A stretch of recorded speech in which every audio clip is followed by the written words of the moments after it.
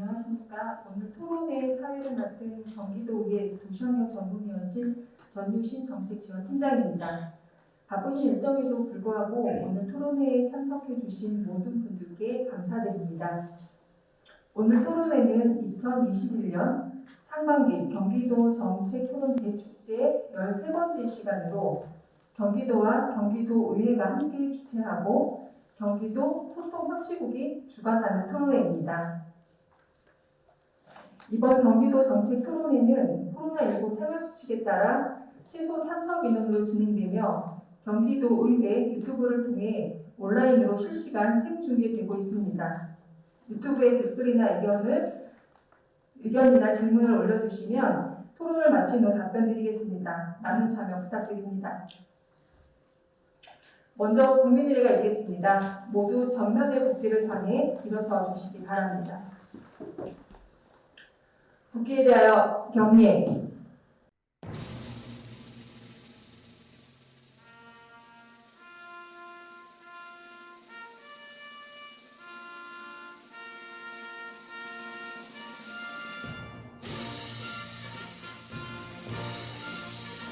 나는 자랑스러운 태극기 앞에 자유롭고 정의로운 대한민국의 무궁한 영광을 위하여 충성을 다할 것을 굳게 다짐합니다.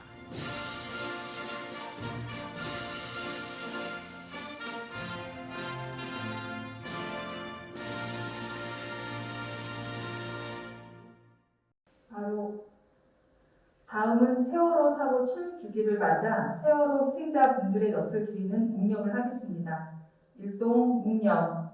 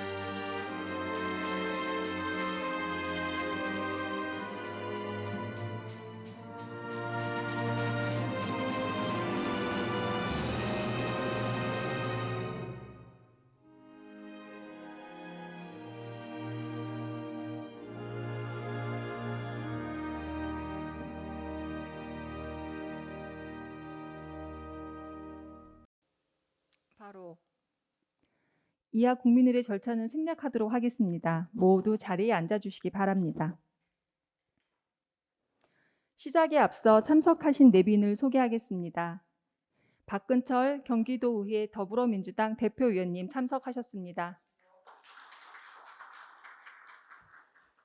김영철 경기도 소통협치국장님 참석하셨습니다. 김판수 경기도의회 안전행정위원장님 참석하셨습니다. 양철민 경기도 도시환경위원회 위원님 참석하셨습니다. 명지선 용인시 의원님 참석하셨습니다. 다음은 인사말 및 축사를 듣겠습니다. 먼저 장현국 경기도의회 의장님의 영상 축사를 듣도록 하겠습니다. 안녕하세요. 경기도의회 의장 장현국입니다. 컨서번시를 활용한 도시공원 관리 방안 토론회를 찾아주신 여러분 반갑습니다. 소중한 자리를 마련해 주신 고창석 부위원장님을 비롯해 발제와 토론을 맡아주신 여러분 감사합니다. 도시가 커지고 인구가 늘면서 도심 속 공원의 역할과 중요성이 점점 커지고 있습니다. 도시공원은 그 자체로 자연환경 보존과 주민들의 쉼터로 기능하며 도시의 생명력을 불어넣는 소중한 자원입니다. 도시공원에 대한 친환경적이고 생태적인 접근을 통해 자연과 어우러지는 관리 방안에 대한 요구가 높아지고 있습니다. 컨서번시라는 개념이 대중에게 낯설기는 하지만 지난해 서울숲 컨서번시가 2020년 아시아 도시경관상을 수상하는 등 모범적인 성과를 거둔 사례가 있습니다. 토론을 통해 도시공원의 생태, 문화적 활용을 위한 다양한 프로그램과 관리 방안이 모색되기를 바랍니다. 뜻깊고 소중한 자리를 마련해 주신 고찬석 부위원장님과 함께해 주신 여러분께 다시 한번 감사드립니다. 고맙습니다. 다음은 박근철 경기노후회 더불어민주당 대표위원님의 축사를 듣도록 하겠습니다.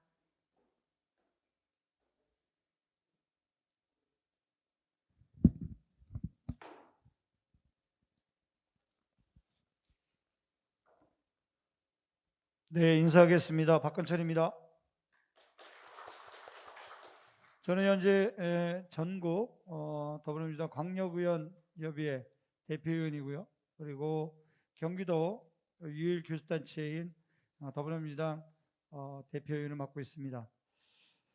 무엇보다 이 정책토론회는 저희가 2018년 도의원이 되고 10대 도의원이 되고 지금 3년째 이어가는 아주 소중하고 저희 당의 정책에 아주 필수적 교훈 중에 하나입니다.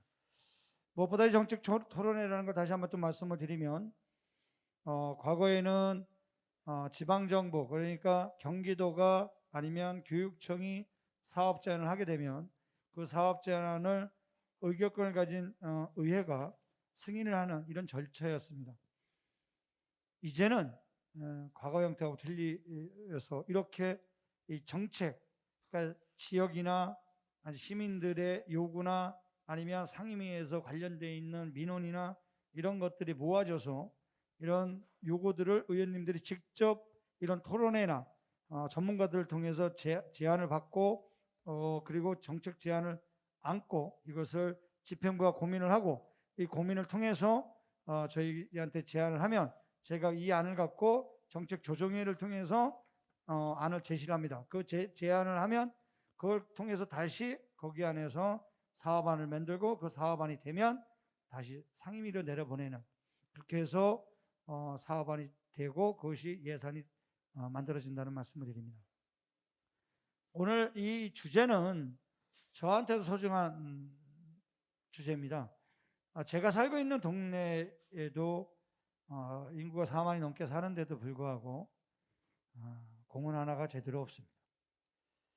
근데 이 공원을 만드는 것도 중요하지만 이 공원을 관리하는 부분이 더 중요하다고 저는 생각이 드는데, 이 공원 관리라는 것을 행정에만 일정 정도 맡겨놓으면 이게 담당자가 바뀌게 되면 이게 일정하지가 않아요. 그리고 예산이랑 규모 때문에 관리는 만들 때하고 또 틀리는 부분이 많고, 그래서 이거는 이제는 쓰는 분들, 그러니까 그 공원을 쓰는 분들이 일정 정도 같이 관여를 하고 그들과 또 행정에 있는 분들과 같이 고민을 하는 이런 구조적인 부분이 필요하다. 정확하게 제가 전문가들은 아니기 때문에 거기까지는 얘기를 못하더라도 그럴 필요가 있다라는 생각이 들고, 또 하나는 우리가 앞으로 살아가는데 제일 중요한 것이 환경적인 문제인데, 그 환경에 높은 아파트만 있어서 될 문제가 아니라 첫 번째로 도시를 만드는데 필수 조건은 그런 환경입니다. 자연환경, 녹지환경이 있는 것, 그런 것을 제일 많이 따지는 것이 저희들의 필수 요건 아닌가 싶습니다.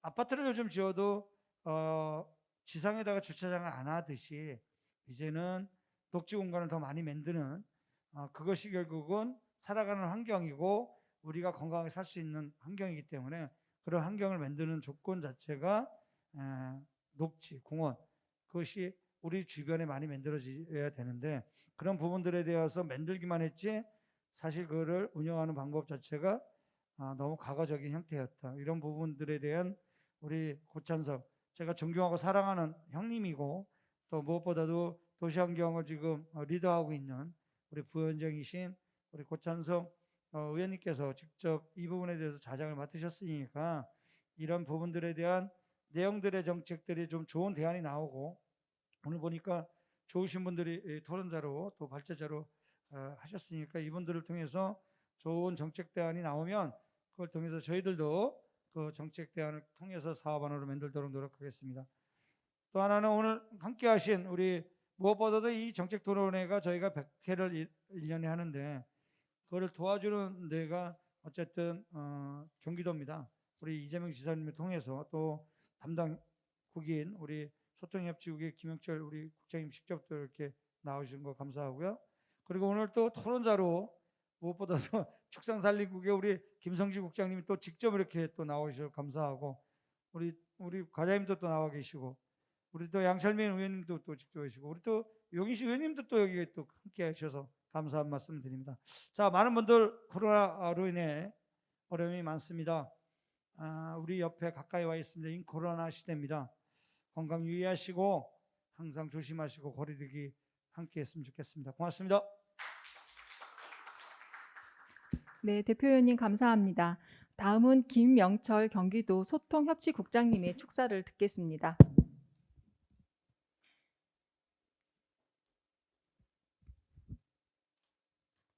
네, 반갑습니다. 소통협치국장 김영철입니다. 오늘 시민참여형 도시공원 관리방안 토론회 개최를 진심으로 축하드리고요. 이렇게 뜻깊은 토론회를 주관해 주시는 우리 고창석 경기도의원님과 함께 하시는 모든 토론자 여러분께도 감사드립니다. 제가 오늘 아침에 저도 이제 아파트를 사는데 아파트 나오다가 기가 막힌 광경을 봤습니다. 그래서 전지 작업을 하는데 나무를 다 몽당나무로 만들어 놨더라고요. 어디나 아마 대개는 마찬가지일 겁니다. 아마 우리가 이렇게 살고 있고 가끔 나가는 공원도 아마 관리가 그런 식으로 될 겁니다. 사실 좀 안타까운 거죠. 이런 것들이 과연 효율적인가? 시민의 눈에서 봐도 별로 효율적이라고 생각되지 않습니다. 그런데 이제 우리가 이제 공원이라는 이렇게 보면은 뉴욕의 센트럴 공원 같은 거라든지 서울의 서울숲 이런 거는 한 도시의 상징이 되고 있지 않습니까? 수많은 영화에 나오고 뭐 이러는 건데 이런 공원들을 우리가 잘 가꿔야겠다. 시민의 눈높이에서 잘 가꿔야겠다. 이런 차원에서 오늘 토론회가 개최되는 걸로 알고 있고요. 하지만 이제 사실 이제 공원 면적이 계속 늘어나고 있습니다. 도시에서는. 근데 이게 여전히 이제 공원가라든지 시군에서는 공원가라든지 이런 데서 직영 형태로 이루어지고 있는데 진짜 비용 측면과 그다음 효율성 측면과 그다음 환경 친화적인 것인가 그다음 시민 만족도는 부합하는가 이런 차원에서 여러 가지로 물어봐야 될 그런 시점이 되지 않았나 이런 생각이 듭니다. 그래서 이제 우리는 공원이라는 것들을 갖다가 어떤 자치단체가 준 게 아니라 우리 시민의 자산이라는 관점에서 시민 스스로가 좀 관리하는 그런 차원에서 민간 위탁 등 공원의 어떤 관리 주체를 다양화를 갖다 시도할 필요가 있다고 생각이 듭니다. 근데 이제 문제는 민간에서 이걸 과연 관리할 수 있는 것이냐 이런 문제인데 민간의 관리 능력을 높여줘야 된다는 생각이 듭니다. 다행히 우리 경기도에서는 조경 가든 대학을 갖다 운영하고 있고요. 여기서 이제 실습과 교육을 이수하면 시민 정원사라는 자격을 줍니다. 그래서 이렇게 공원에 대한 어떤 전문적인 관리 능력을 확대해 나간다면은 이런 어떤 시민 참여형 공원들을 만들 수 있다는 생각이 듭니다. 오늘 기본소득 박람회가 있었는데요. 이 자리에서 이재명 기사님이 그런 말씀을 하셨습니다. 현실을 타개시키는 힘은 상상력과 용기다. 오늘 새로운 우리 도시공원의 새로운 비전을 갖다 오늘 개척하기 위해서 이 자리에 모였습니다. 하여튼 용기와 상상력을 가지고 가면 충분히 좋은 일들이 있을 거라는 생각이 들고요. 또 오늘 나온 토론의 모든 문제의식을 도정에 잘 반영할 수 있도록 열심히 하도록 하겠습니다. 감사합니다. 네, 국장님 감사합니다. 토론회를 시작하기 전에 사진 촬영이 있겠습니다. 발제자 및 토론자, 내빈들께서는 사진 촬영을 위해 앞으로 나와주시기 바랍니다.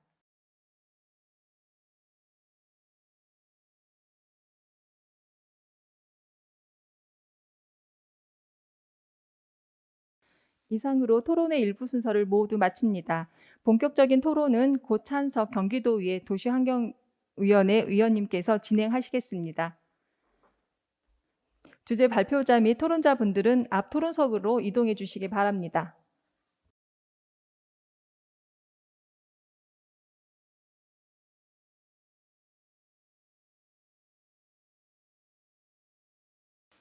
안녕하십니까.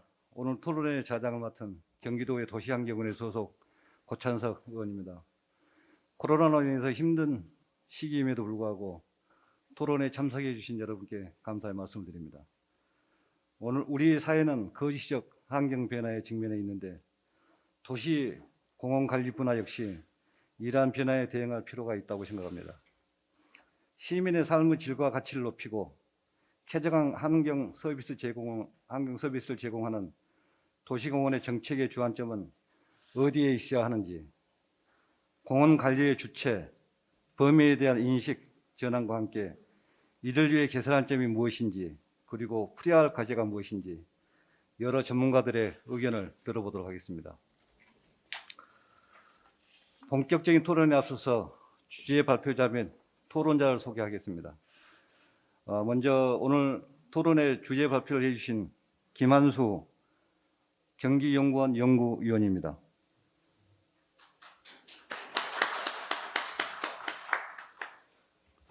다음 주제 발표로 해주실 분은 김인호 신구대학교 교수님이십니다.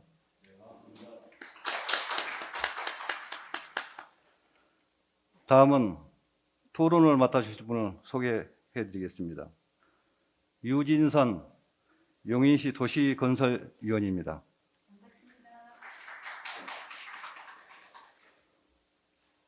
다음은 이수연 생명예술연구소 부소장님입니다.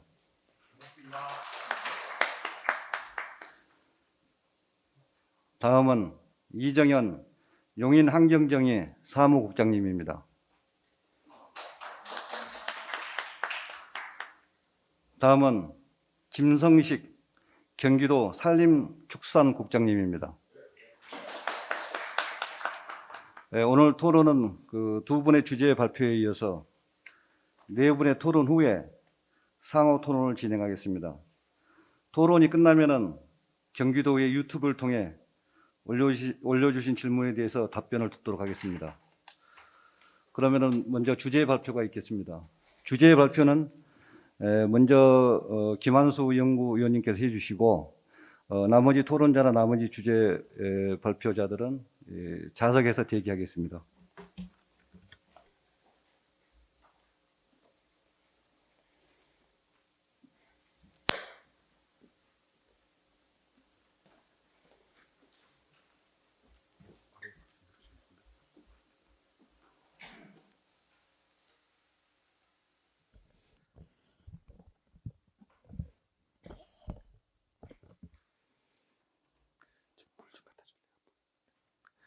네, 안녕하세요. 저는 경기연구원에서 근무하고 있는 김한수라고 합니다.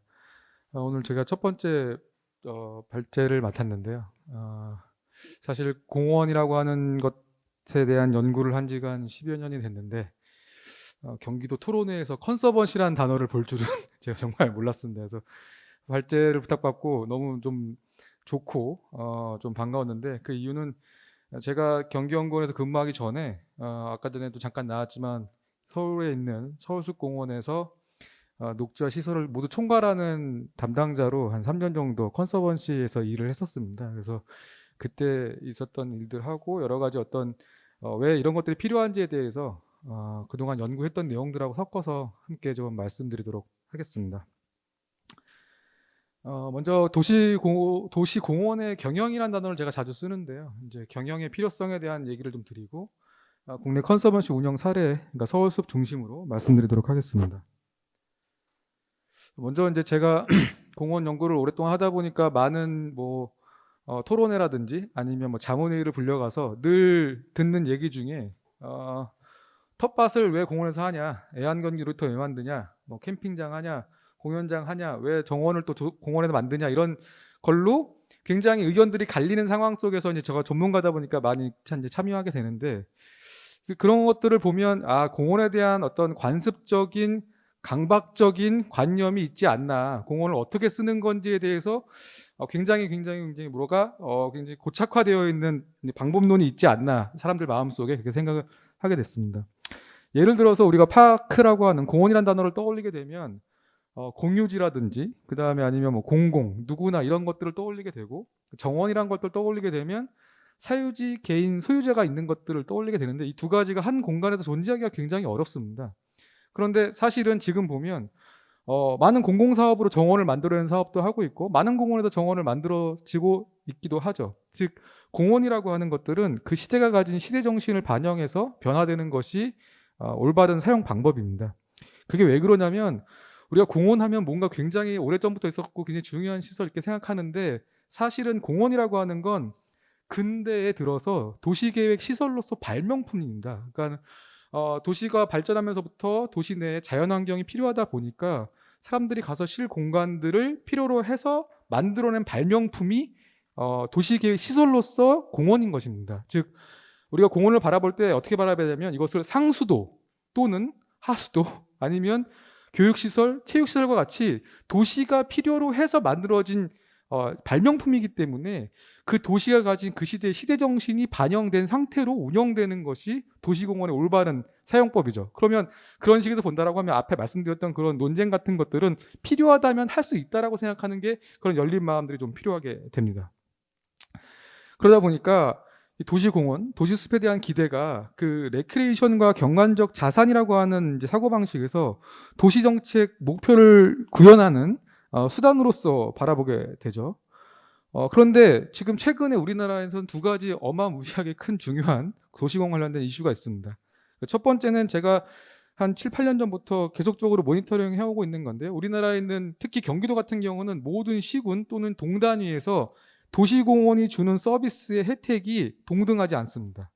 즉 법에서 걸어서 250m 이내에 어린이공원이 있어야 되고 걸어서 500m 이내에 근린공원이 있어야 된다고 정해놨음에도 불구하고 그 정도 범위에 공원이 없는 사람들이 살고 있죠. 그 사람들이 전체 인구분에 차지하는 비율을 도시공원 서비스를 받지 못하는 인구 비율이라고 부르는데 그것들을 보게 되면 굉장히 큰 불균형이 있다고 볼 수 있습니다. 또 하나 중요한 것은 작년 2020년 7월 1일자로 장기 밀집된 도시공원들이 이제 실효가 됐거든요. 그러다 보니까는 공원의 면적이라고 하는 것들이 우리가 흔히 그동안에 공원이라고 알고 있던 것들이 이제 더 이상 공원이 아닌 시기가 됐고 그 면적이 경기도에서 한 20-30%가 넘습니다. 이런 큰 문제점들이 있는데 이걸 해결하려면 방법이 딱 두 가지가 있습니다. 첫 번째는 도시공원을 양적으로 증가시키는 방법이 있고요. 근데 이게 돈이 많이 들어가고 땅이 필요한 거니까 제한적입니다. 그러니까 두 번째는 이게 중요한 건데 두 번째는 질적 가치를 증가시키는 것밖에는 방법이 없습니다. 양적으로 늘어나는 건 제한적이기 때문에 그러면 질적 가치를 어떻게 증가시켜야 되느냐 그것은 바로 이 경영이라고 하는 마인드가 필요하다는 거죠. 경영이라고 하는 것들은 한정된 재화를 가지고 어떠한 특정한 경영 기법을 통해서 그동안에 생산해내지 못했던 특정한 가치를 더 부여해서 어떤 재화를 더 만들어내는 것을 경영이라고 볼 수 있는데 질적 가치를 높이려면 기존에 있던 공원을 경영하는 수밖에 없습니다. 그러기 전에 이제 우리가 좀 짚고 넘어가야 될 것들이 있는데 우리가 보면 현재 경기도의 도시공원의 관리의 관점은 이게 효율적으로 관리하려고 하는 어떤 그런 것들이 굉장히 강한 거죠. 근데 사실은 그거보다는 적극적으로 사용하겠다는 입장에서의 그 관점이 중요한 거라고 볼 수 있는 것이고요. 두 번째는 도시공원에서 관리의 대상이 되는 것이 무엇이냐. 지금 현재 공원을 관리하고 있는 관에서의 관리 형태를 보게 되면 도시공원 시설을 관리하는 것입니다. 땅을 관리하고 나무를 관리하고 도로를 관리하고 뭐 음수대를 관리하고 이렇게 시설을 관리하는 건데 사실은 우리가 관리의 대상이 돼야 되는 것은 공원의 서비스가 관리의 대상이 돼야 되는 거죠. 지금 패러다임이 완전히 바뀌어야 되는 부분들이 있는 겁니다. 마지막으로 보면 적극적으로 사용하고 공원 서비스를 창출하기 위해서는 민간이 잘하냐 공공이 잘하냐라는 것들을 판단을 해야겠죠. 물론 공공이 잘하는 부분이 있고 민간이 잘하는 부분이 있을 거라고 생각이 듭니다. 이건 논쟁의 여지가 있지만 개인적으로는 공공이 정말 모두 다 잘했다라면 이런 자리가 없었을 거라고 생각이 듭니다. 그래서 이런 것들을 고민하는 과정에서 컨서번시의 활용 방법을 고민해 본다고 생각하고요.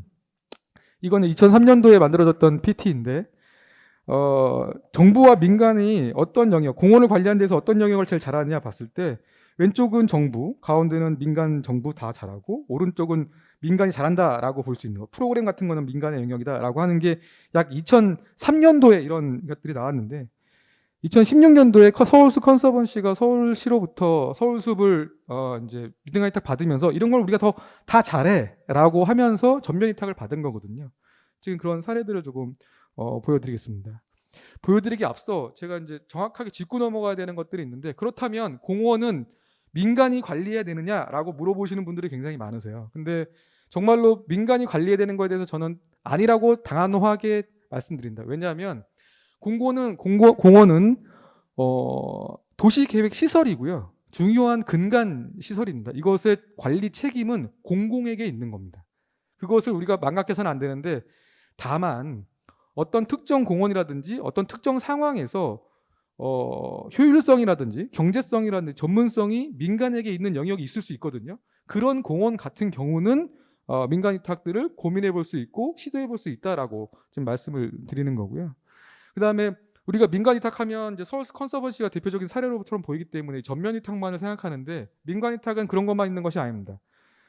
도시공원에 관련 이제 참여 유형을 보면 유형의 강도라고 봤을 때 뭐 시민 의견 수렴이 있을 수 있고요. 자원봉사, 민간 전문가를 고용하고 부분 위탁하고 전면 위탁하고 뭐 시민위원회까지도 넘어가는 그런 상황들이 있을 수 있습니다. 그래서 이것들이 민간의 참여 강도가 강할수록 우수한 경영 방식이냐? 그것은 아니라는 거죠. 이 6가지 방식이 필요한 공원마다 다 다를 수 있기 때문에 그거에 맞춰서 잘 민간의 참여를, 시민의 참여를 해야 된다라고 말씀드릴 수 있겠습니다.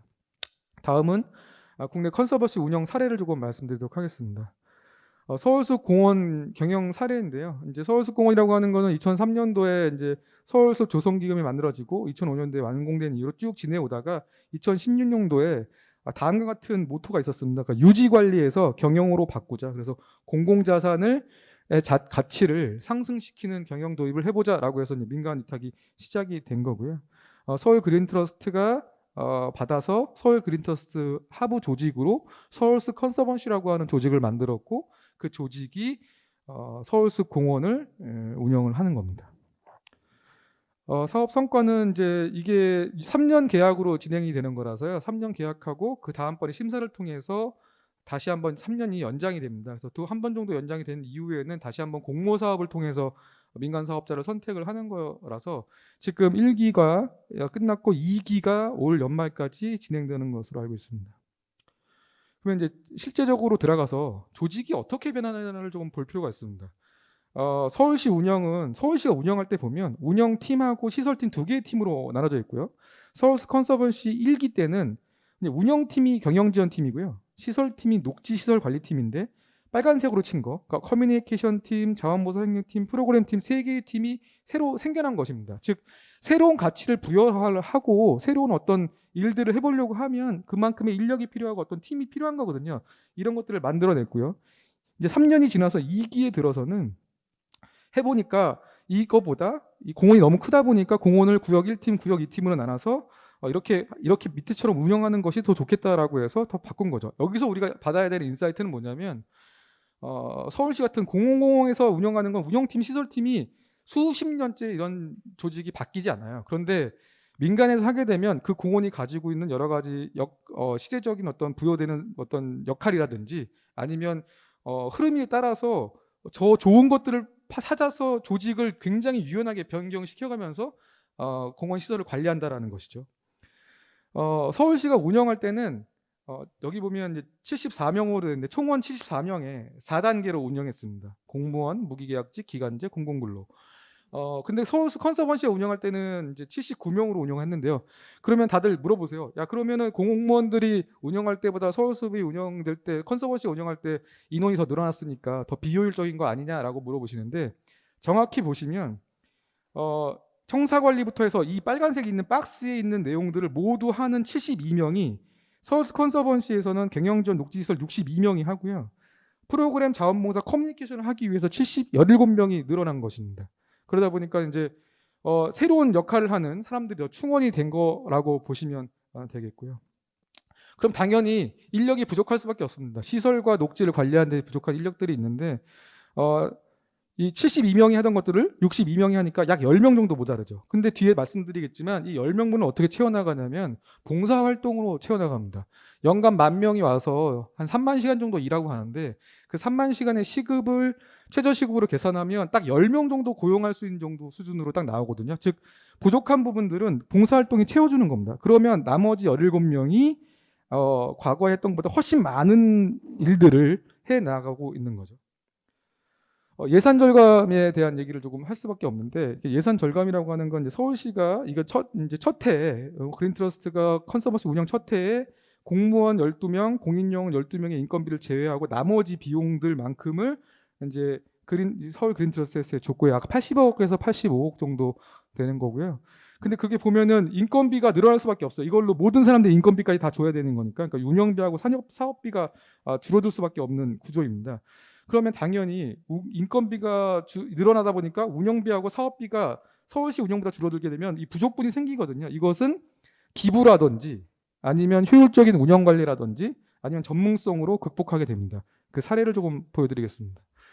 공원을 운영하겠다고 처음 맡아서 관으로부터, 그러니까 서울시 공무원으로부터 이것들을 이제 받을 때 가장 문제가 됐던 부분이 뭐냐면 인수인계서가 없습니다. 그러니까 공원을 운영하는 데 있어서 우리가 매뉴얼화 만들어놨지는 않거든요. 그러니까 그 매뉴얼이 만들어져 있지 않다 보니까 인수인계할 때 돌아다니면서 이건 이거야, 이 버튼은 무슨 버튼이야, 뭐 이런 식으로 인수인계를 받았거든요. 그런 것들이 아니라 지금 앱을 만들었고요, 프로그램을 만들어가지고 보시는 것처럼 시설, 설비, 기타, 자산 모든 것들을 이 어떤 프로그램을 통해서 핌스라고 하는 프로그램을 통해서 운영할 수 있도록 만들었고, 그리고 또 하나는 서울숲공원의 모든 공간을 디지털 정보화시켜서 그 공간별로 12개의 관수계획 이런 것들을 다시 새로 펴놓은 거죠. 그러다 보니까 인수인계가 되더라도 꼭 내가 아니더라도 다른 사람들이 저 프로그램에 접속할 수 있으면 어떤 일을 어떻게 언제 해댈 수 있는지를 알 수 있는 프로그램을 만들어서 운영을 한 겁니다. 이게 중요한 사례 중에 하나인데요. 이거 보면은 공원에 있는 모든 나무에 대한 데이터베이스를 조직해서 어떤 나무가 못 자라고 있는지를 확인한 다음에 이 지역에다가 시비를 하게 되는 그런 모습이고요. 또 하나는 이제 공사비를 절감할 수 있습니다. 왜냐하면 공사를 직접 할 수 있는 인력을 고용하고 있기 때문에 만약에 외주로 줘서 뭐가 망가져가지고 외주를 줬으면 공사비가 많이 나갔을 텐데 그것들을 이제 직접 공사를 통해서 공사비가 절약되는 효과가 돼 있고요. 또 하나는 저비용 고효율 사업인데 이게 뭐냐면 서울숲 이제 우리나라에서 최근 이제 많은 공원에서 주말에 그 4월달에 튤립을 많이 심는데 그 이유가 4월달에 날씨가 따뜻해서 사람들이 공원에 많이 오지만 벚꽃 위에는 볼 게 없습니다. 그러다 보니까 그 사람들이 공원 서비스를 확대시켜주기 위해서 그 전해에 튤립들을 많이 심습니다. 이건 이제 서울숲에서 먼저 하기 시작했는데 서울숲에 튤립을 심는 거는 겨울에 봉사활동자가 심고요. 튤립의 구근을 사는 비용은 기업이 되고요. 그렇게 해서 이제 이런 사업들이 많이 진행을 되게 되죠. 또 하나는 꽃값이나 나무값이 비싸다 보니까 서울숲에서는 직접 길러서 씨앗을 파종한다든지 아니면 그 가지치기를 하고 나온 것들을 삽수를 통해서 새로운 묘목을 만들어내서 이것들을 하고 있는데 연간 5만 번 정도 생산해서 직접 생산해서 심고 있습니다. 그다음에 선순환형 프로그램 이게 굉장히 중요한 사례로 꼽혔고 아까 그 경관대상 받은 것 중에서 중요한 얘기가 됐던 부분인데 자원봉사자로 온 분을 교육을 시켜서 그분이 전문가가 되면 그분이 다시 그 교육받은 내용을 가지고 잡을 잡습니다. 그러니까 정원 가드너가 됐거든요. 가드너가 된 분들이 서울숲에 다시 와서 새로운 봉사활동자들을 가르치고 그분과 함께 정원을 만들었는데 그 정원이 잘 만들어져서 뭐 100대 정원에 뽑히기도 하고 그러니까는 자원봉사자로 시작해서 새로운 인생 이모작을 하시는 이제 중년 여성분들이 많이 늘어나게 되는 그런 상황이고요. 그다음에 함께 커가는 서울숲이라고 해서 아까 말씀드린 것처럼 자원봉사 팀이 있기 때문에 자원봉사를 지속적으로 할 수 있고요. 2년간 한 2만 명 정도 되고요. 그리고 3만 시간 정도로 따지면 최저임금 기준으로 4억 6천만 원, 그러니까 10명 정도 고용할 수 있는 비용이 됩니다. 그다음에 아까 커뮤니케이션 팀이라는 얘기를 했는데 커뮤니케이션 팀이 굉장히 중요한 팀입니다. 공원이라고 하는 것들은 수많은 사람들이 왔다 갔다 하기 때문에 여러 가지 의견 충돌이라든지 아니면 여러 가지 민원들이 발생하게 되는데 그것들을 잘 활용하거나 잘 이제 제어하는 것이 중요한데 최근 사례에 여주시에 캠핑장이 있습니다. 저기 굉장히 유명한 캠퍼들의 성지라고 불리는 강천섬이 있는데 강천섬이 캠퍼가 불을 내가지고 문제가 됐더니 관에서 했던 거는 캠핑장을 폐쇄시켰거든요. 그러니까 그런 식으로 운영을 해서는 안 되는 거거든요. 불이 났으면 불이 나는 원인이라든지 이런 것들을 확인해서 더 좋은 방향으로 끌고 나가야 되는데 그동안의 관의 운영 방식은 시민사회와 소통이 거의 불가능한 상태의 운영 방식들을 취하고 있기 때문에 민원들이 해소되기는커녕 늘어난 경우들이 많이 있죠. 지금 서울숲에서는 커뮤니케이션 팀이 따로 있습니다. 따로 있어서 그것들을 이런 민원들을 해결하는 역할들을 하고 있고요. 그다음에 이게 또 중요한 사례인데요. 기부를 좀 받아야 됩니다. 왜냐하면 공원의 운영비와 사업비가 줄 수밖에 없는 구조이다 보니까 그러면 어떻게 하는 거냐? 기업으로부터 기부를 받습니다. 기부를 받는데 이 기업으로부터 한 공원을 조성할 비용, 그러니까 공원을 리모델링할 비용을 약 1억에서 2억 정도 받으면 그 공원을 가지고 우리나라에서 가장 유명한 가드너에게 기획과 설계를 맡깁니다. 근데 그 가드너가 받는 비용은 0원입니다. 왜냐하면 그분에게는 명예를 드리는 거거든요. 그래서 그 공원에다가 가드너의 이름을 써준다든지 한 재능 기부를 받게 되는 거죠. 그러면 최고 가드너가 설계한 정원에다가 이제 기업이 돈을 냈고, 그럼 시공을 누가 하냐? 컨서버시 직원들이 직접 시공을 하게 됩니다. 그러다 보면 어떤 효과가 있냐면 1억짜리 공원인데 나와 있는 결과물들은 외주를 줬다면 5억, 7억 정도 됐어야 되는 공원들이 생겨나는 거거든요. 즉 기업이 굉장히 좋아하는 이제 레파토리가 되는 겁니다. 그래서 기업들이 너도나 이제 많은 기업들이 이제 그 기부를 하게 되고요. 이런 것들을 이용해서 많은 공간들을 리모델링했습니다. 그럼 이제 결론적으로 말씀드릴 게 몇 가지가 있는데, 그러면 이제 이게 뭐가 과제가 남았냐냐? 이게 민간이탁법이라고 하는 것이 다 똑같습니다. 그러니까는 뭐 쓰레기 처리를 하는 것도 민간이탁하는 경우도 많고 여러 가지 민간이탁들이 많은데 그 모든 것들이 하나의 민간이탁과 관련된 법으로 운영되고 있거든요. 그래서 이런 것들에 대한 조금 수정은 됐지만 이런 것들에 대한 수정이 좀 필요할 거라고 보이고요. 자율성이란 부분들, 그다음에 이 공원에 맞는 성과지표와 평가 방법을 통해서 이 사업들이 잘 되는지 안 되는지를 확인해야 되는 것들이 남아 있고요. 제일 중요한 것이 그 민간이탁과 관리 비용의 절감이 같은 위기에서 논의돼서는 안 된다라는 얘기를 좀 드리고 싶고, 또 하나는 공공적 책임성에 대한 얘기를 하고 싶습니다. 제가 그 사례를 하나 보여주면서 마무리 짓도록 하겠습니다. 이게 이런 얘기를 쭉 하고 나면 매번 토론 때 얼마나 예산을 이제 감축했습니까? 예산을 절감했습니까? 이런 얘기 많이 듣던데, 민관 이탁을 바라보는 시각이 예산 절감으로 다가가선 절대로 안 됩니다. 왜냐하면 1980년대 이후에 일본에서도 지정관리자 제도라고 하는 민간 이탁 사업들이 굉장히 잘 진행돼서 잘 되고 있는데, 최근에 제가 재작년에 일본을 방문했을 때 무슨 문제가 있었냐면 2000년 후반 들어서 최저가 입찰대로 민간 이탁자를 선정하다 보니까 공원 관리 예산이 계속 주는 거예요. 계속 줄다 보니까 지금 보이는 이 사진으로 보이는 이 공간이 그 오사카에 있는 하트류 요구치 공원이라고 굉장히 아름다운 공원인데 다 뽑고 예산 절감하기 위해서 잔디를 심는 상황이 되는 거죠. 즉 민간 이탁 사업이 예산 절감 사업으로 가게 되면 공원 서비스의 질이 저하되는 겁니다. 우리가 민간자 사업을 보는 것들을 어떻게 봐야 되냐면, 기존에 우리가 공공의 영역에서 관리하던 이 공공시설물을 민간이라고 하는 새로운 주체를 끌어들임으로 해서 그게 가지고 있는 기존의 어떤 역량을 더 발휘시켜서 공원 서비스를 늘리는 방향으로 생각을 해야지, 예산을 절감하겠다는 방향으로 생각을 하게 되면 이 사업은 산으로 갈 수밖에 없습니다. 아까 말씀드린 것처럼 동일한 재원과 인력으로 기존 수준의 관리를 어떻게 할 것인가에 대한 그런 새로운 가치 창출을 어떻게 할 것인가에 대한 고민이 있어야 될 것 같고요. 마지막 PT인데요.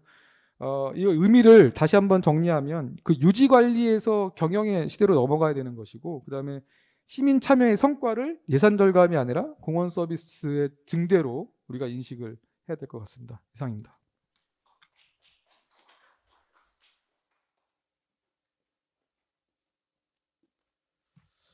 우리 그 김한수 전문 연구위원님께서는 그두 가지를 말씀해 주셨는데요. 도시공원의 운영의 필요성, 그다음에 국내 컨버서시 운영 사례를 예를 들었습니다. 그 운영의 필요성에서는 도시숲에 대한 기대, 그다음에 국내 도시공원의 이슈, 도시공원의 질적 가치에 대해서 좀 강조해 주셨고요. 컨버너스 운영 사례에 대해서는 서울숲을 예로 들어주셨습니다. 그리고 풀어야 할 과제를 5가지 말씀해 주셨고요. 수고하셨습니다. 다음에는 신구대학교 김현호 교수님의 발제를 듣도록 하겠습니다.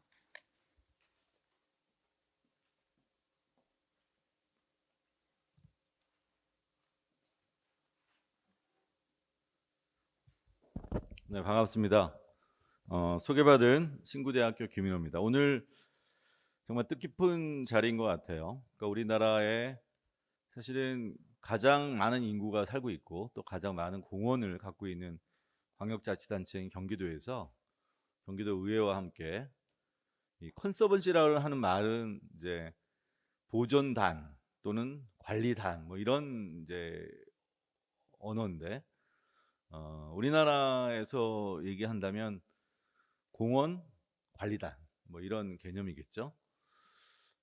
저의 생각에서는 굉장히 미래지향적인 공원 운영 방식을 모색하려고 하고 있다라는 생각이 좀 들고요.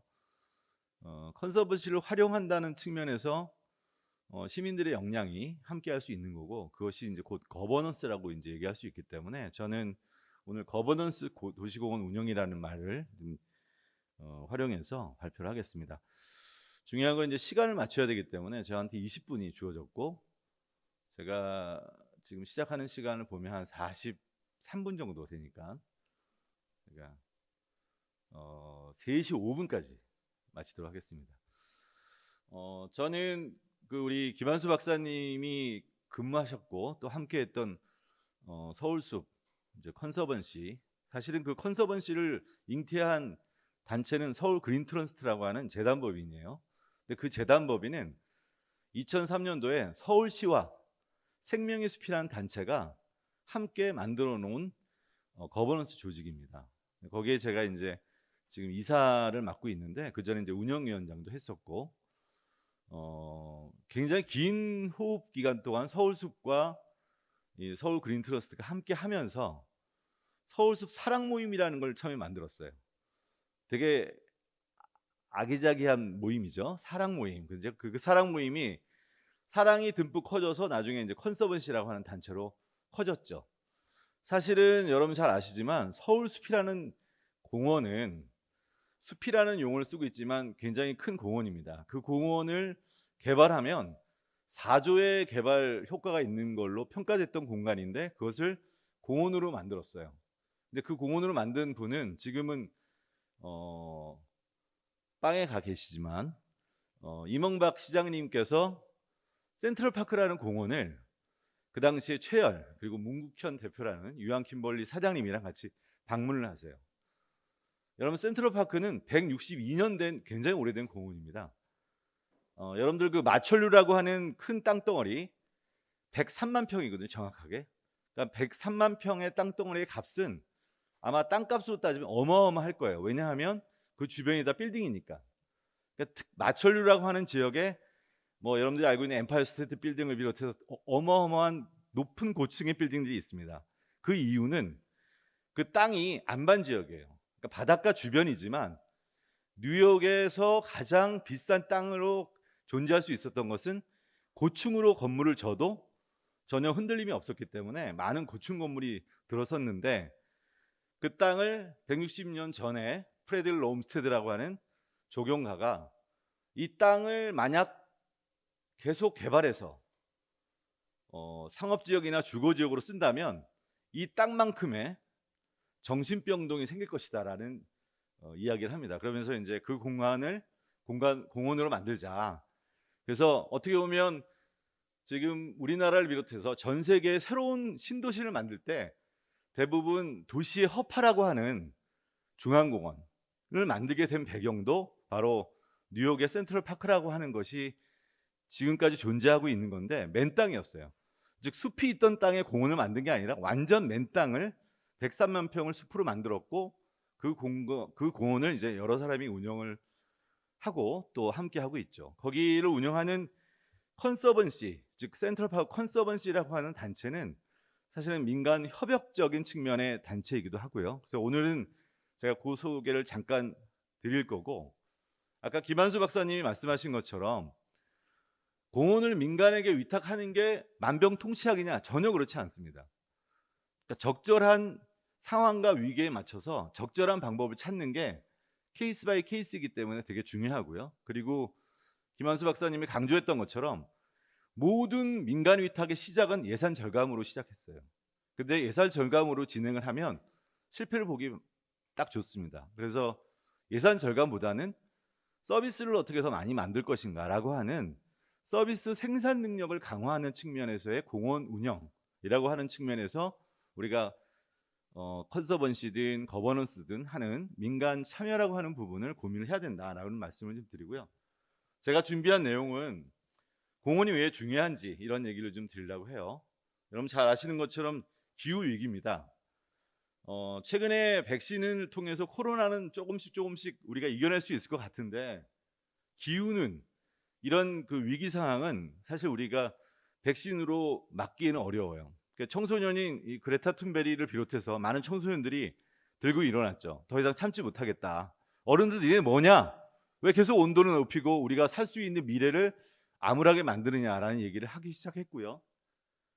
그 다음에 이제 이 그레타 툰베리를 비롯한 많은 운동가들이 이런 운동을 하고 있습니다. 이게 동영상인데 우리에게 자연은 지구의 온도를 낮추는 또는 더 이상 올라가지 않도록 하는 매우 중요한 자산입니다. 그러니까 이 자산을 지키고 있는 것 중에 하나가 도시의 공원이죠. 그 도시의 숲이기도 합니다. 저는 그런 상황에서 코로나가 우리에게 그 절대절명의 어려움을 줬고요. 지금 1억 4천 명 정도가 확진됐고 300만 정도가 죽었어요. 어마어마하죠. 그런 상황에서 공원 녹지의 효용성은 더 강조되고 있고요. 그리고 프랑스 파리를 비롯해서 여러 도시가 15분 도시, 즉 자동차를 버리고 걸어다니고 자전거로 이용하는 다핵적 도시계획을, 즉 우리에게 안전과 건강을 보장해 줄 수 있는 도시로 재편돼야 된다는 걸 강조하고 있습니다. 그 속에서 도로로 차지했던 자동차의 거리는 없어지고 녹지로 바뀌려고 하고 있고요. 공공용지인 학교, 부지, 그리고 도로의 일부가 녹지로 바뀌고 있습니다. 이렇게 만들면 누군가 관리를 해야죠. 그런데 이 두 공원과 이 도시숲 분야는 많은 변화와 도전을 받고 있어요. 뭐 그런 측면에서 우리가 담론으로 생각하고 있는 고민들을 한번 생각해 봐야겠다는 거죠. 생태 문명으로의 전환을 비롯해서 포용적인 내용들, 이건 되게 중요한 아젠다고요. 이 도시공원과 도시숲은 아까 김한수 박사님도 말씀하신 것처럼 정원과 숲과 농업이 융합되고 있습니다. 다 부서는 다르죠. 하지만 공원이라고 하는 녹지 자원 안에서 우리 시민이 느끼는 욕망, 욕구는 비슷하기 때문에 겹쳐서 드러나고 있어요. 그래서 도시공원은 이제 다목적 기능을 함유해야 될 공간으로 자리 잡고 있고요. 그리고 법도 새로 만들어진 게 있습니다. 도시수법이 만들어졌고, 그리고 기후변화 문제뿐만이 아니라 모범도시숲 인증제라는 글로벌 스탠다드의 도시공원과 숲을 평가하고 인증하는 그런 제도가 확산되고 있습니다. 이렇게 융합되고 있는 모습은 저는 당연하다고 생각을 합니다. 그리고 누구에게나 열려있는 공원에서의 또는 숲에서의 서비스는 특히 취약계층이나 서비스가 그동안 전달되지 않은 분들에게 전달될 수 있도록 서비스 체계를 좀 바꿀 필요가 있다는 생각이 들고요. 그리고 이제는 행사만이 아니라 마을 속으로 정원이 함께 포함되어야 되는 상황이고, 그 도시수법이 만들어지면서 여기 보면 민간 참여의 활성화라는 것이 법적인 측면에서 새롭게 제한되고 있어요. 그러니까 사실은 이제는 도시공원과 도시숲은 민간이 참여할 수 있는 가능성, 그리고 기부금을 받아낼 수 있는 가능성 등 여러 가지가 법적인 측면에서 열려 있는데, 이 법은 올 6월 달에 6월 10일 날 시행이 됩니다. 지금 이제 시행령과 시행 규칙을 만들고 있는 중이기 때문에 20대 국회 마지막 날 통과된 법 내용 중에 하나입니다. 영국에서 1996년에 시작한 그린 플라그 어워드, 착하고 싸가지 있는 공원에 깃발을 꽂아주는 겁니다. 평가에서. 근데 그 8가지의 기준이 있어요. 그 기준 중에 1번부터 4번은 굉장히 고전적이고 이미 우리가 했던 유지관리 측면에서의 수준과 유사한 내용들이고요. 그리고 5번, 6번, 7번, 8번은 조금은 미래지향적이고 혁신적인 내용의 담론들과 내용들을 담고 있습니다. 그 중에 이제 6번이죠. 지역사회가 얼마나 참여하는가가 도시공원과 숲이 갖고 있는 정상적이고 바람직한 경영과 또 유지관리라고 생각을 해서 전 세계가 16개국이 이 운동에 참여하고 있습니다. 어떻게 보면 이 그린 플라그 어워드 같은 부분은 경기도가 받아들여서 경기도의 31개 시군에 있는 공원들을 평가해서 착하고 싸가지 있는 공원에 경기도 깃발을 꽂아주는 것도 좋은 일 중에 하나겠다라는 생각을 제안을 좀 드리고요. 그러다 보면 이제 글로벌 스탠다드의 도시 경영, 도시숲 관리를 할 수 있겠죠. 오늘 얘기의 핵심입니다. 그 도시의 그린 인프라는 그냥 물리적 자산으로만 존재하는 게 아니라 그 속에서 다양한 사회적 문제를 해결하고 또 다양한 밸류, 가치를 생산해낼 수 있는 행복 발전소라고 생각을 합니다. 좋은 공원은 경제적 이윤, 땅값을 올리거나 집값을 올리기도 합니다. 사실 서울숲 덕분에 서울숲 주변의 아파트값이 굉장히 올랐어요. 센트럴파크도 마찬가지입니다. 그리고 분당의 중앙공원 주변도 다른 곳보다 중앙공원이 보이는 곳은 녹지율이 높은 아파트는 당연히 가격이 오를 수밖에 없어요. 여러분들 뭐 당연히 뷰라고 하는 걸 자꾸 강조하게 되죠. 그리고 도시공원은 건강한 아이들을 만들어내고 정신적 행복, 뭐 당연히 우리가 녹지에서 얻어지는 다양한 행복들이 있습니다. 더욱더 중요한 거는 바로 공동체에 대한 응집력과 이웃 연대감을 만들어낼 수 있다고 합니다. 가치는 너무나 많습니다. 우리가 환경 생태적인 가치도 있지만 사회문화적인 가치도 있고요.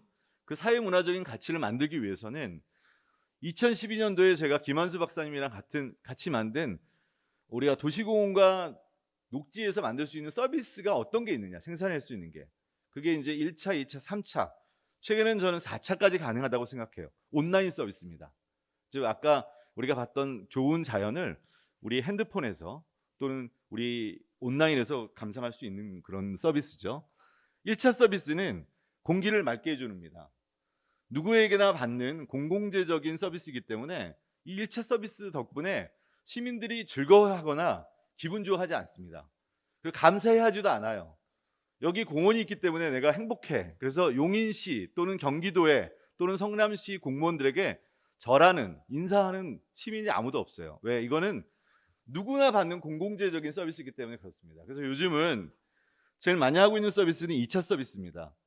교육을 시키는 거죠. 해설을 시키고 안내를 통해서 이 도시공원이 갖고 있는 나무의 자산을 교육적인 내용으로 다시 바꿔주는 일들을 하는 거죠.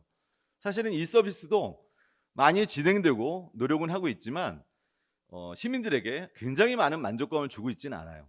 근데 저는 어떤 그런 서비스가 필요하냐? 3차 서비스입니다. 문제가 있는 것을 풀어주는 겁니다. 예를 들면 건강과 관련된 문제를 도시공원에서 풀어주는 겁니다. 뉴욕 센트럴파크의 가장 비싼 프로그램 중에 하나가 낮에 하는 50대 주부를 대상으로 하는 요가 프로그램이에요. 그건 누구랑 하느냐? 센트럴파크 컨서번시와 뉴욕의 가장 유명한 피트니스 센터랑 같이 하는 프로그램이에요. 실내에서 하지 않습니다. 야외에서 오후 2시부터 4시까지 하는데 뭐 잔디밭에서도 하고요. 그 프로그램 비싸죠. 비싼 이유는 뭐예요?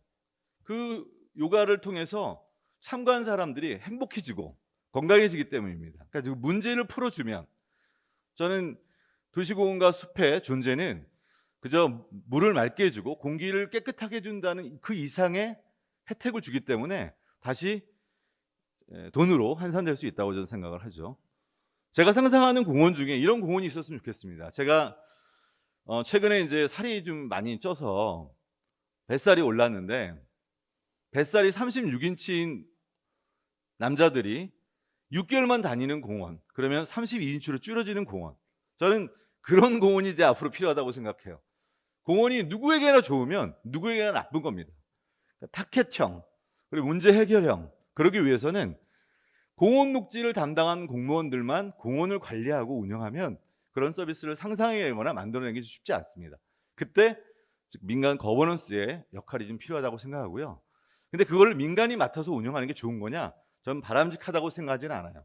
그래서 그런 서비스를 만들 수 있는 협력 체계로서의 3차 서비스를 어떻게 만들어낼 것인지를 고민할 필요가 있다고 생각이 들고요. 그게 1차, 2차, 3차가 다 필요 있다 없다가 아니라 세 가지를 함께 모색하고 만들어 가야 될 통합형 서비스의 체계다라고 생각을 합니다. 시민들은 녹색 서비스의 소비자이자 생산자예요. 그러니까 이들이 훨씬 생산을 잘할 수도 있습니다. 그래서 서비스의 생산을 그저 늘 행정이 100년 동안 독점하고 있었던 서비스의 생산력을 나눠서 해보자는 겁니다. 그래서 서로 잘할 수 있는 일을 잘할 수 있도록 해보자라고 하는 것들을 여러 나라에서 했습니다. 그래서 참여라고 하는 수준을 주도할 수 있도록 해주고 그 주도하는 측면에서 뭐 듣고 의사소통하고 하는 일련의 과정을 거쳐서 한 단계 한 단계 시민들의 역량이 성숙하기를 기다릴 필요가 있습니다. 저는 모든 시민이 착하고 모든 시민이 우호적이라고 생각하지 않아요. 그래서 공원의 친구들이나 공원과 함께 할 수 있는 분들을 오랜 기간 역량을 육성하는 과정이 필요하다는 생각이 들고요. 외국의 경우는 김한수 박사님은 재정 문제가 아니다라고 얘기했지만 모든 민간의 위탁은 재정 위기에서 시작했습니다. 미국의 센트럴파크도 마찬가지고요. 영국의 많은 공원도 그렇고 일본의 지정관리자 제도도 지방 재정의 악화를 극복하기 위한 방법으로 민간에게 저렴하게 위탁해서 뭔가 공원을 관리해보자라고 하는 생각들이 사실은 시작이었는데, 더 중요한 거는 우리는 이런 시행착오를 거치지 말고 가능하면 이 센트럴파크의 해외 사례나 하이라인의 사례, 그리고 뉴욕의 다양한 파트너십의 유형을 통해서 케이스 바이 케이스의 모델을 만드는 것이 바람직하겠다라는 말씀을 좀 드리고 싶습니다. 센트럴파크 컨서머시라고 하는 민간 기구가 운영을 계속 할 수 있는 근거가 뭐냐면, 기부금을 통하든 운영의 효과를 높일 수 있는 가장 중요한 재원 확보를 열심히 하고 있다는 거예요. 근데 그 재원 확보는 초기에 맡았던 1980년대에서부터 많이 받은 것이 아니라 한 10년 정도의 시간이 지난 다음에 어느 정도 기금을 마련할 수 있었던 거죠. 즉 기다리는 것이 필요합니다. 그래서 우리는 민간에게 위탁하면 바로 내일 무슨 효과가 나오지 않으면 뭐 효과가 없기 때문에 위탁을 더 이상 할 수 없다라고 평가하는 경우들도 있어요. 지금 센트럴파크 컨서번시의 경우는 그 공원이 운영되는 데 필요한 재원의 85%인 3천만 달러를 매년 기부를 받습니다. 그리고 그 기부금 안에는 여러 가지 프로그램들이 있죠. 아까 얘기한 요가 프로그램도 그 일환 중에 하나입니다. 그 핵심적인 인력은 누구냐면 2,000명의 자원봉사자들이 있어요. 그리고 200명의 스태프이 있는데 그 2,000명의 자원봉사자 중에는 시니어 클럽들이 굉장히 많은 역할을 하고 있습니다. 그러니까 이러한 부분들은 우리가 앞으로 지역에서 어떻게 공원의 운영을 모색할지를 고민하게 하고요. 일본의 지정관리자 제도는 전면 위탁입니다. 민간에게. 아까도 문제점을 얘기하셨는데 만병통치약이 아니기 때문에 사실은 이 운영 관리가 재단법인이라고 하는 법적인 기반을 갖고 있는 기구에 사실은 위탁을 하고 있죠. 서울시의 경우도 다양합니다. 뭐 아까 잠깐 설명을 하신 서울숲 공원이죠.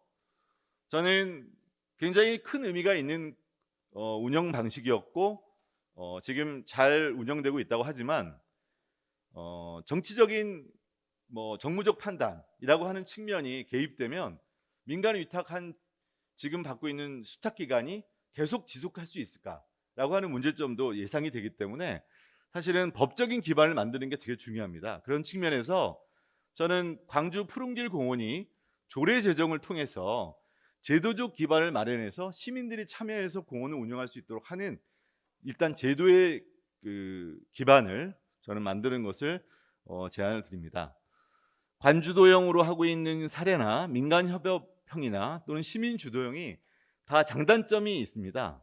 그 장단점들을 잘 고려해서 비용적 측면, 운영 활성화 측면, 전문성이나 서비스 향상 측면, 그리고 공익적 측면에서 저는 판단을 할 필요가 있다고 생각을 하고요. 그런 측면에 우선 경기도도 조례 제정을 통해서 민간과 함께 거버넌스로 운영할 수 있는 법적 기반을 만드는 것이 저는 필요하다고 생각을 합니다. 시민들은 다양하게 참여할 수 있습니다. 방문객으로부터 시작해서 주인공이 될 수도 있어요. 그런 효과들을 한 5가지로 볼 수 있는데 저는 우리가 무시 못할 것 중에 하나가 기대 효과 3번째입니다. 재정적 부담을 완화하면서 사회적 자본과 일자리 창출이라고 하는 시대적 측면의 내용을 함께 고민을 해야 되는데 가장 우선 해야 될 것은 모두에 말씀드린 것처럼 공원 서비스의 질을 어떻게 향상할 것인가 라고 하는 측면이고요. 그를 위해서는 아까 이제 김한수 박사님도 보여주신 다이어그램이죠. 민간이 잘할 수 있는 부분을 좀 강조해 주고요. 그리고 역량을 강화시킬 중간 지원 조직의 육성이 되게 중요합니다. 즉 서울숲도 서울숲을 위탁받기 위해서 재단법인 서울 그린 트러스트라고 하는 민간 거버넌스 운영 조직이 있었거든요. 그 중간 조직이라고 하는 것이 사실 경기도 내에서 육성되고 또 보장될 수 있어야 되고요. 이제 그런 기관들이 바로 수탁받을 수 있는 역량을 통해서 다양한 거버넌스 운영을 모색하면 좋지 않을까라는 말씀을 드리면서 마치도록 하겠습니다.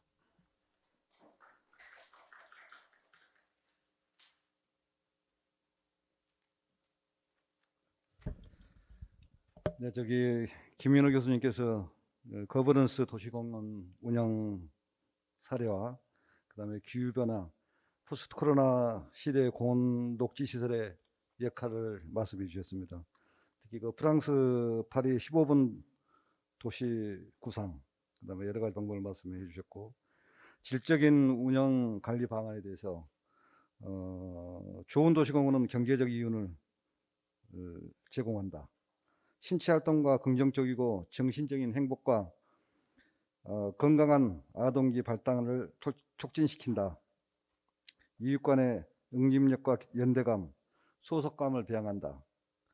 이러등 그다음에 도시공원의 가치와 복지가 연계된 여러 가지 복지 서비스 제도를 언급하셨습니다. 그리고 특히 그 조례 제정을 통해서 제도화돼야 한다는 말씀을 해주셨습니다. 네, 다음에는 이제 토론을 하기 위해서 아마 발제자님과 토론자님께서는 지정된 좌석으로 이동해 주시기 바랍니다. 토론해 드리겠습니다.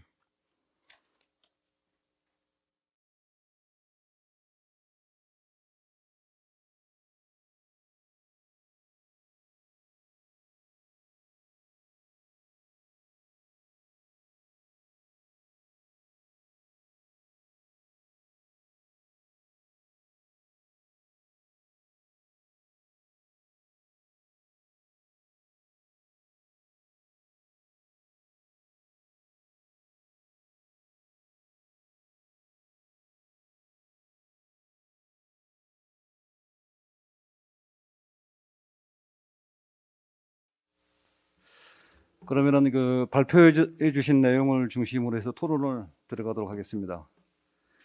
토론은 10분 정도에 마무리해 주시기 바랍니다.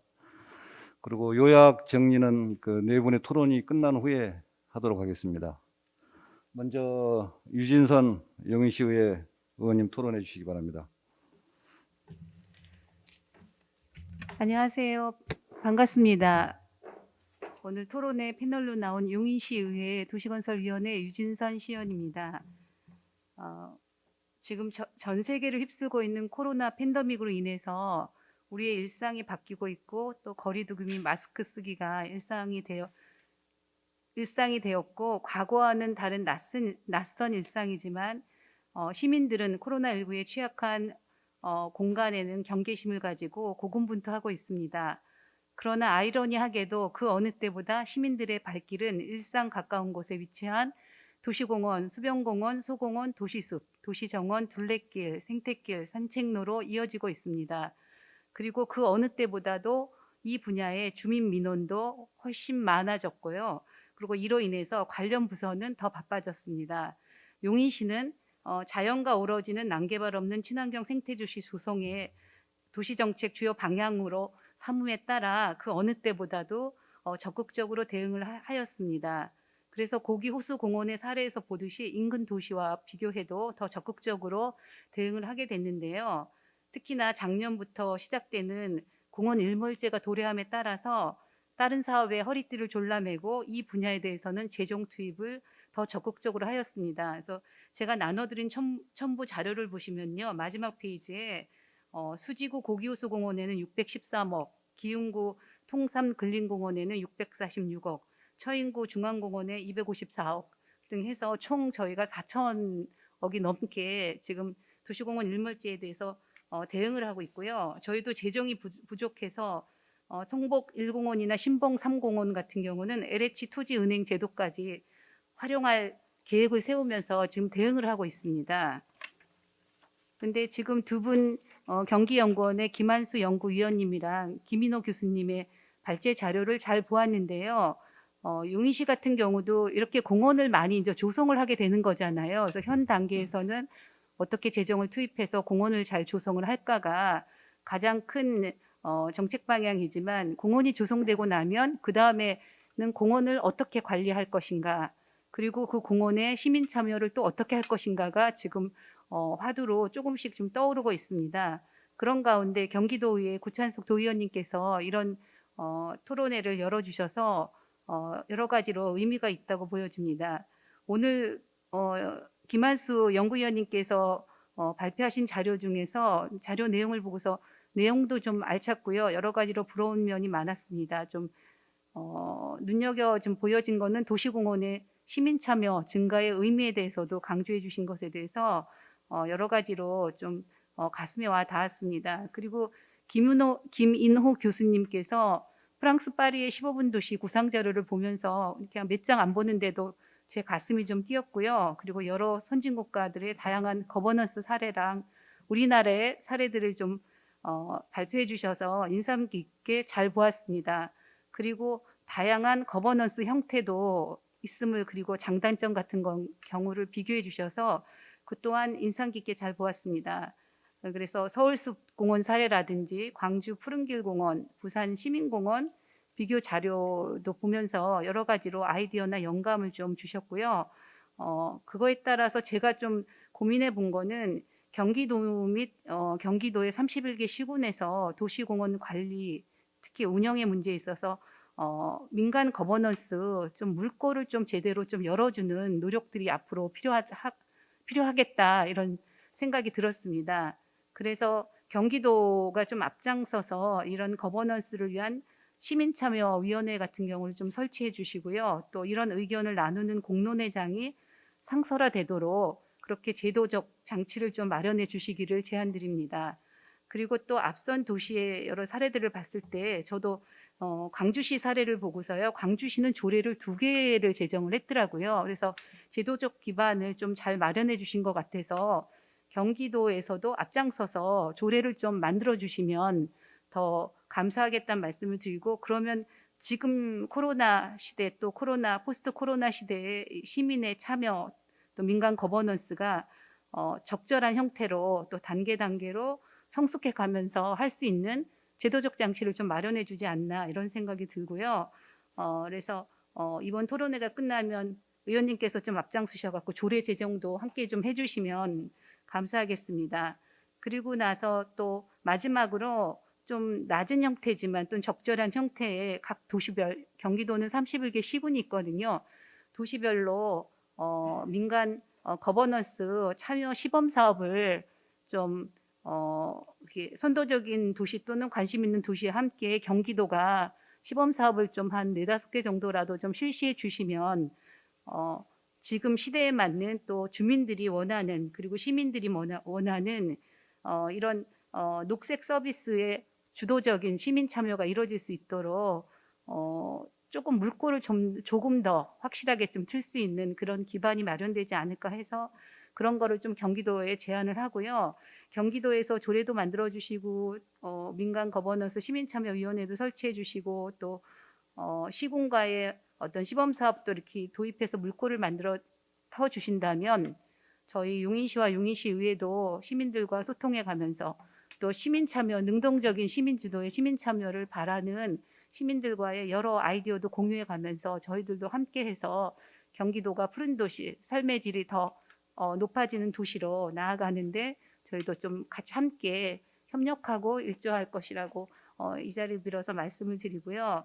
오늘 이런 자리에 초대해 주셔서 제가 좀 많은 공부가 됐고 또 배움이 됐고, 또 이런 주제로 가지고 코로나 시대에 아이러니하게 이 자리에서 토론을 할 수 있게 되는 게 굉장히 가슴 설레고 좀 벅찬 순간인 것 같습니다. 그래서 감사드립니다. 이상입니다. 유진선 의원님 수고하셨습니다. 아까 발제자 두 분께서도 말씀하셨는데 거버넌스하고 시민참여위원회, 그다음에 그 법적 제도적 장치 마련이 마련에 대해서 굉장히 말씀을 많이 해주셨습니다. 잘 참고하겠습니다. 다음은 이수연 생명의숲연구소 부소장님의 토론이 있겠습니다. 예, 안녕하세요. 생명의숲 연구소에서 일하고 있는 이수연이라고 합니다. 예, 먼저 그 시민참여형 도시공원 관리 방안과 관련된 토론회에 초대해 주셔서 감사의 말씀을 드리고요. 특히 이 토론회가 다른 것도 아닌 이제 경기도의회에서 주최를 하는 토론회라는 것이 굉장히 저로서는 이제 의미 있는 그런 토론회인 것 같습니다. 그 앞에서 그 김한수 박사님이나 김인호 교수님도 말씀해 주셨지만 서울시의 서울숲 아시다시피 전면 민간 위탁으로 운영이 되고 있고, 그다음에 서울로 7017 공원도 역시 민간 위탁으로 운영이 되고 있는데, 사실 그 부분에 대해서 서울시 의회에서 문제 제기도 많이 하고 좀 괴롭히고 그러는 게 좀 있거든요. 근데 그래서 좀 어려움을 좀 겪고도 있는데, 일단 경기도 의회에서 이런 그 생각을 가지시고 이런 훌륭한 토론회를 주최해 주심에 대해서 굉장히 감사드리는 말씀을 드리고 싶고, 또 의미 있다라는 생각이 듭니다. 근데, 경기도 의회에서 이제 시작을 하지만 여하튼 실제 이제 도시공원들을 관리하고 있는 곳들은 그 기초지자체이기 때문에 이런 그 토론회나 이런 정책이나 이런 것들이 기초지자체로 좀 많이 좀 확대가 되어서 그 이루어졌으면 하는 그런 바람을 좀 말씀을 드리고 싶고요. 그 김민호 교수님과 김한수 박사님은 저는 이제 개인적으로 두 분과 이렇게 오랫동안 같이 이 주제에 대해서 함께 논의하고 토론하고 이런 관계여서 두 분이 발표하신 내용들에 대해서 다들 뭐 전적으로 동의를 하는 그런 상황이고, 그렇기 때문에 제가 말씀드리는 것도 아마도 뭐 중복되는 그런 내용이 좀 있을지 모르겠습니다. 여튼 그렇긴 하지만 여튼 그런 제가 좀 고민되는 부분들, 그런 부분들이나 여러 가지 이렇게 좀 이런 방향으로 좀 갔으면 좋겠다라고 생각되는 부분들에 대해서만 간략히 말씀을 드리도록 하겠습니다. 김한수 박사님도 말씀하셨고 그 김인하 교수님도 말씀하셨는데, 어쨌든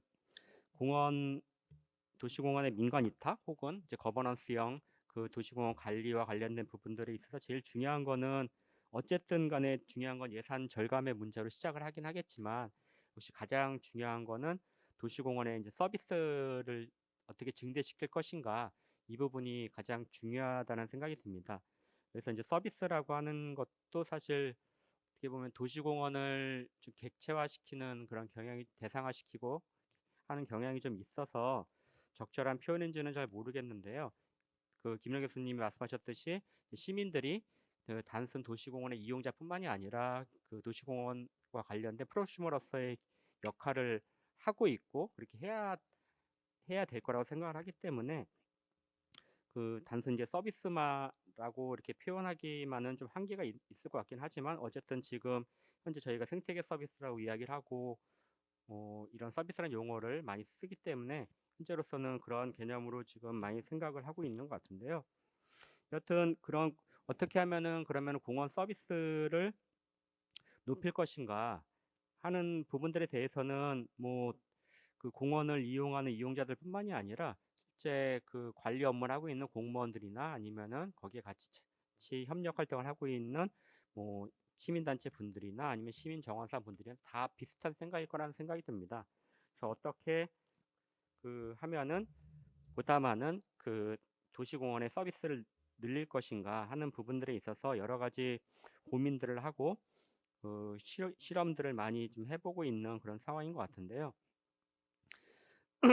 저는 중요한 게 이제 그 조성 단계에서부터의 참여가 저는 중요하다고 생각을 합니다. 이제 만들어진 공원도 역시 뭐 그런 시민 참여로 관리되는 것이 필요하겠지만, 일단은 그 동안 민간 위탁이나 아니면 거버넌스형 유형으로 많이 우리가 사례로 들고 있는 그 서울숲이나 아니면 광주의 푸른길이나 그 부산 시민공원 같은 경우 대부분 다 그 조성되는 과정에서부터 그 행정에서 일방적으로 조성한 게 아니라 행정에서는 그 다른 용도로 그 공간을 활용하려고 했던 공간에 대해서 그 시민사회 쪽에서 공원으로 하자라는 제안을 하고 여러 그 긴 시간 동안의 그런 토론과 또는 뭐 싸움을 통해서 이 공원화하는 그런 성과를 얻어낸 공원들인데요. 그래서 그런 과정이 있었기 때문에 자연스럽게 그 조성 이후에 운영 관리의 측면에 있어서도 그 시민 참여형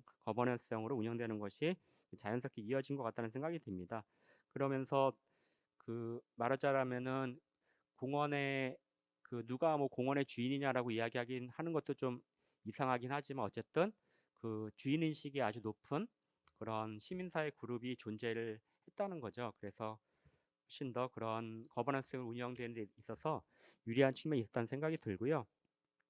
그 다음에 그 제일 고민되는 부분이 이제 민간 위탁이나 거버넌스 다 마찬가지인데 현재 그 민간 위탁 제도의 문제점들을 저희가 그 검토를 많이 이렇게 해보게 되면은 우선은 이 사무위탁 중심으로 되어 있기 때문에 그 어떤 민간 위탁을 하는 데 있어서는 민간의 창의성이나 자율성을 어떻게 잘 활용을 하자라는 그런 취지가 있을 텐데 그 민간 위탁 제도 자체가 그런 그 창의성 있는 민간인들을 공무원화 시키는 공무원으로 만드는 식의 그러한 제도의 구조로 현재는 되어 있는 것 같습니다. 그래서 그런 부분도 그런 제도적 틀이 강제가 되는 상황에서는 민간의 창의성이나 자율성이 굉장히 좀 확보가 되기가 좀 어렵다는 측면도 있고 성과 지표 역시도 뭐 프로그램 진행 횟수 또는 뭐 방문객 뭐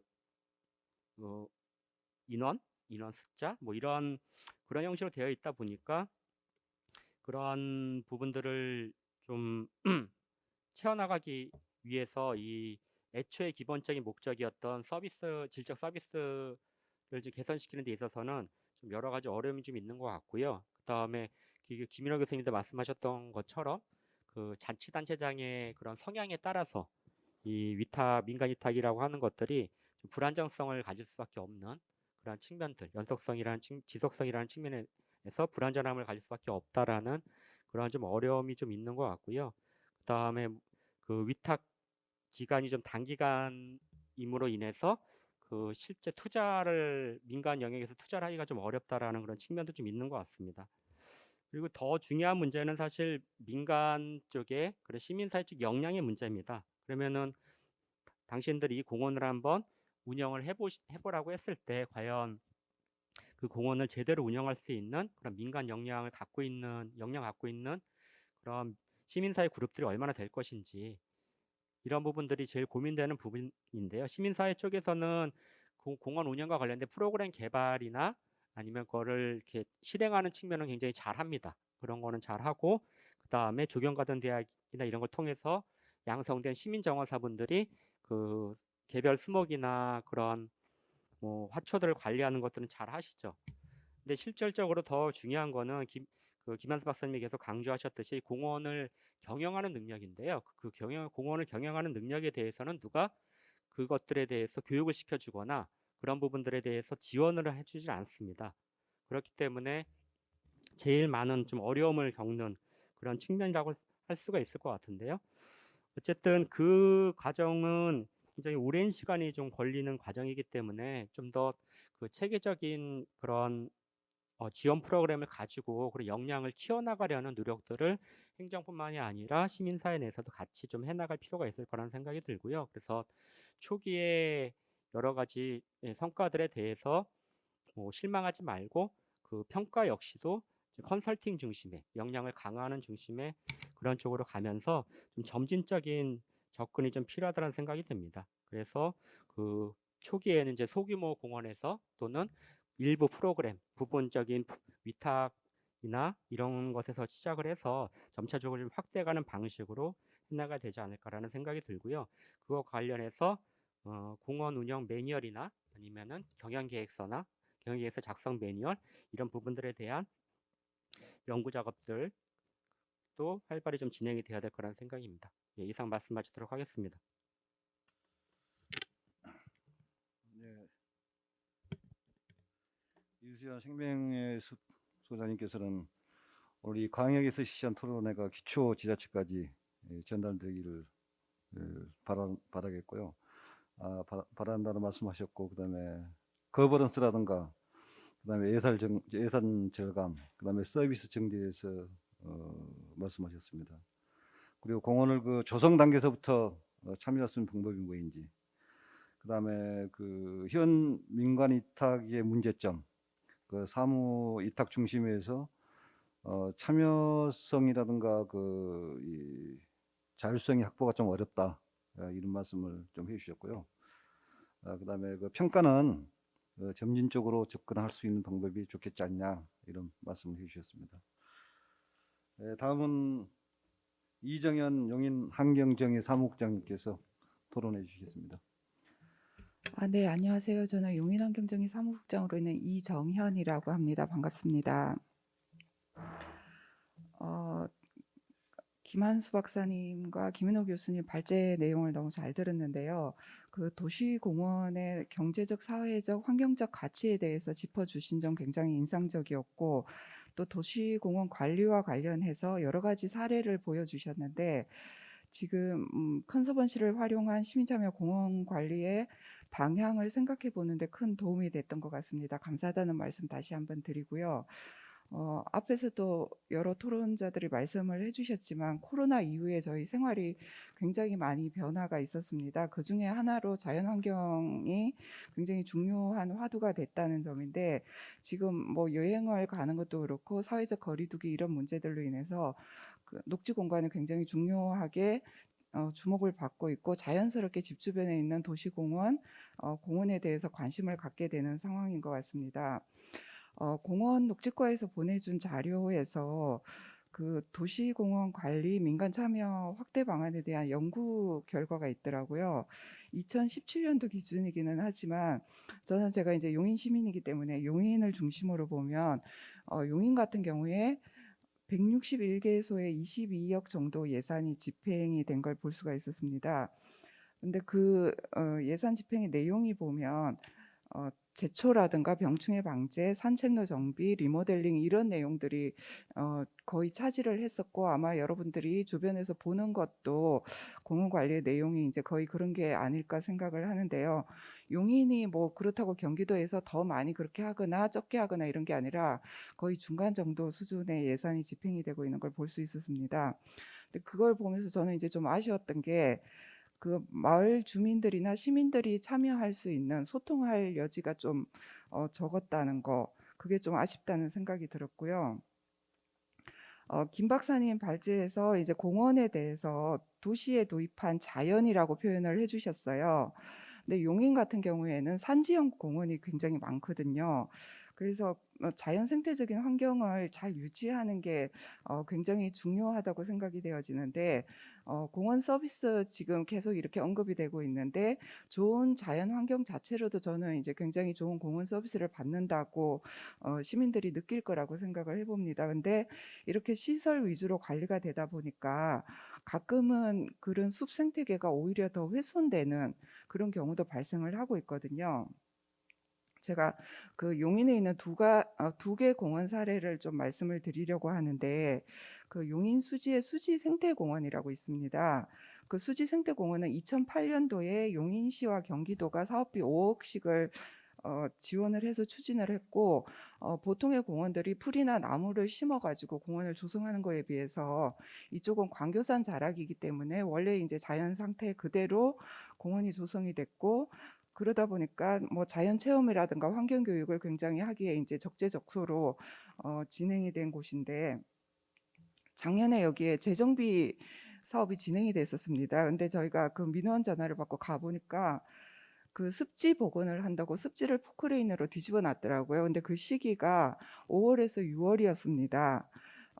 잘 아시겠지만 그때는 이제 양서류들이 산란을 하고 이동하는 그런 시기이기 때문에 습지를 그렇게 건드린다는 것은 굉장히 타격이 있는 그런 이제 관리인데, 수지 생태공원이 이름만 생태공원이지 근린공원 기준에 의해서 관리가 되고 있어서 그런 이제 사태가 발생을 했었고, 또 빛의 공원을 조성한다고 하면서 이제 밤늦게까지 사람들이 다닐 수 있도록 뭐 데크에도 스텝 등을 설치하고 산책로에 볼라드 등을 설치한다 뭐 이렇게 해서 계획이 되고 있는 걸, 저희가 그 주변에 반딧불이 나온다고 반딧불이 모형도 설치해 놓고는 이제 그런 상황이어서 좀 반대를 해서 용인시와 협의를 해서 좀 보류시켰던 그런 경험이 있거든요.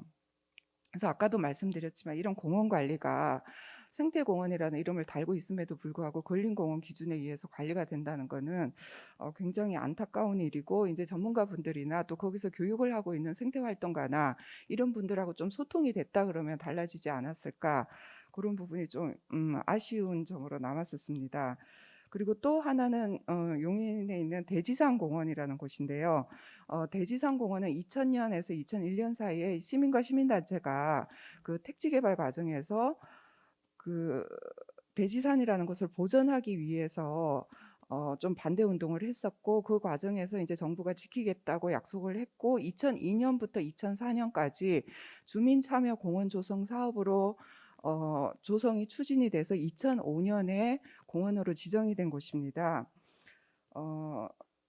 물론 이제 그 관리 책임은 지금도 용인시에 있고 용인시에서 시설 관리와 운영을 하고 있는데, 저희는 이제 민간 단체로서 거기에서 정기적으로 모니터링을 하고, 또 초중고 시민 그 대지산 지킴이라는 그 지킴이단을 운영을 하고, 또 뭐 숲가꾸기라든가 나무 심기라든가 이런 프로그램을 진행을 하고 있습니다.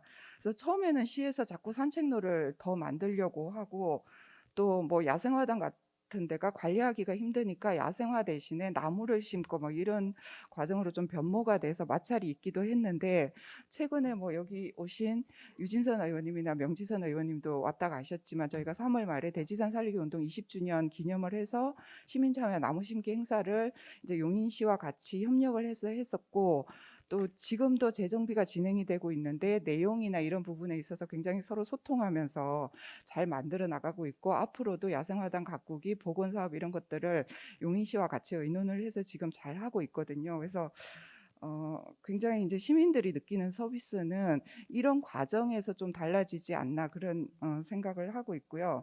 제가 이렇게 장황하게 말씀을 드리는 거는, 바람직한 공원 관리라는 게 뭐 시설물 관리도 있지만 좀 시민 감성을 움직이고 또 참여하게 만들고, 그래서 공원 서비스로 연결되도록 하는 것이 공원 관리가 아닐까 해서 말씀을 드리는 거고요. 이렇게 시민들의 이야기를 듣고 의견을 담아내고, 또 그 뭐 시민정원사든 어쨌든 지킴이단이든 이런 걸 양성하는 그런 그룹이 공공기관보다는 조금 민간 단체에서 더 잘할 수 있는 부분이 아닐까, 그런 말씀을 드리고 싶습니다. 근데 저희가 대지산 공원 그 관리에 이렇게 이제 참여를 하면서 조금 다른 지역의 사례와 다른 거는, 저희가 민간 위탁이라는 그런 절차를 거친 적도 없고, 또 예산 지원을 따로 받는 것도 없고, 단지 이제 저희가 그 비영리 민간 단체로서 그 자비로 운영을 하거나 아니면은 공모 사업으로 그렇게 해서 운영을 꾸려가고 있다는 그런 점이 차이가 있는데요. 용인시에도 도시공원 및 녹지 등에 관한 조례 이런 것이 있어가지고 비용 지원을 어느 정도 받을 수는 있지만 굉장히 한계가 있습니다. 뭐 가까이 수원 같은 경우도 지금 수원 그린 트러스트가 있어서 그 공원 가꾸기 사업을 수행하고 있고, 민간 단체들과 함께 공원 관리를 하고 있는 걸로 알고 있는데, 재정적인 부분을 보면 시민 단체와 크게 차이가 나는 그런 경우는 아니더라고요. 그래서 뭐 아까도 이제 재정적인 부분이 박사님들도 언급을 하셨는데,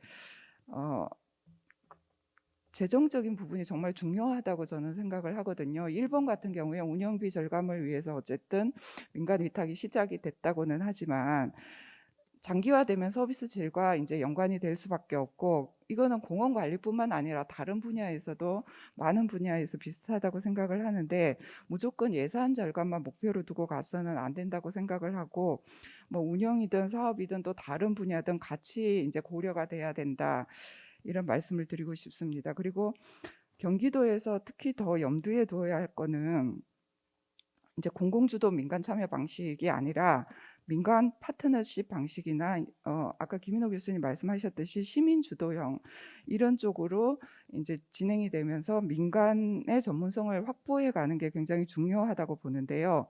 민간 참여 방식을 도입할 때 좀 민간이 능력을 발휘할 수 있도록 지원하고 자율성을 부여하는 게 굉장히 중요하다고 보고, 그 교수님 말씀 중에 시민들을 녹색 서비스의 생산자이자 소비자라고 말씀을 하셨잖아요. 그래서 시민 참여를 넘어서 어쨌든 시민 주도로 가야 되는데, 뭐 사례에 따라서 다르게 적용될 수는 있겠지만, 여태까지 기관에서 하던 방식으로 하는 거는 좀 어려움이 있을 거라고 보고 있습니다. 그 아까 발제에서 나왔듯이 2003년하고 2016년 자료를 비교를 해주셨는데, 민간 전문 영역이 굉장히 확대가 됐다고 제시를 해주셨잖아요. 뭐 그 자료에서 이제 좀 그렇게 달라진 면이 보이는 것처럼, 위탁의 방식이나 범위, 그리고 관리의 세부 영역이나 이런 데 있어서는 충분한 좀 논의가 필요하겠지만, 그 시설물을 비롯한 운영 전반에 대해서 같이 관리하는 방향으로 나가야 된다고 보고, 여기서는 이제 소통이 무엇보다도 중요하다 이런 말씀을 드리고 싶습니다. 공공기관과 민간의 소통이 더 지금보다는 훨씬 더 잘 됐으면 좋겠다는 바람이 있고요.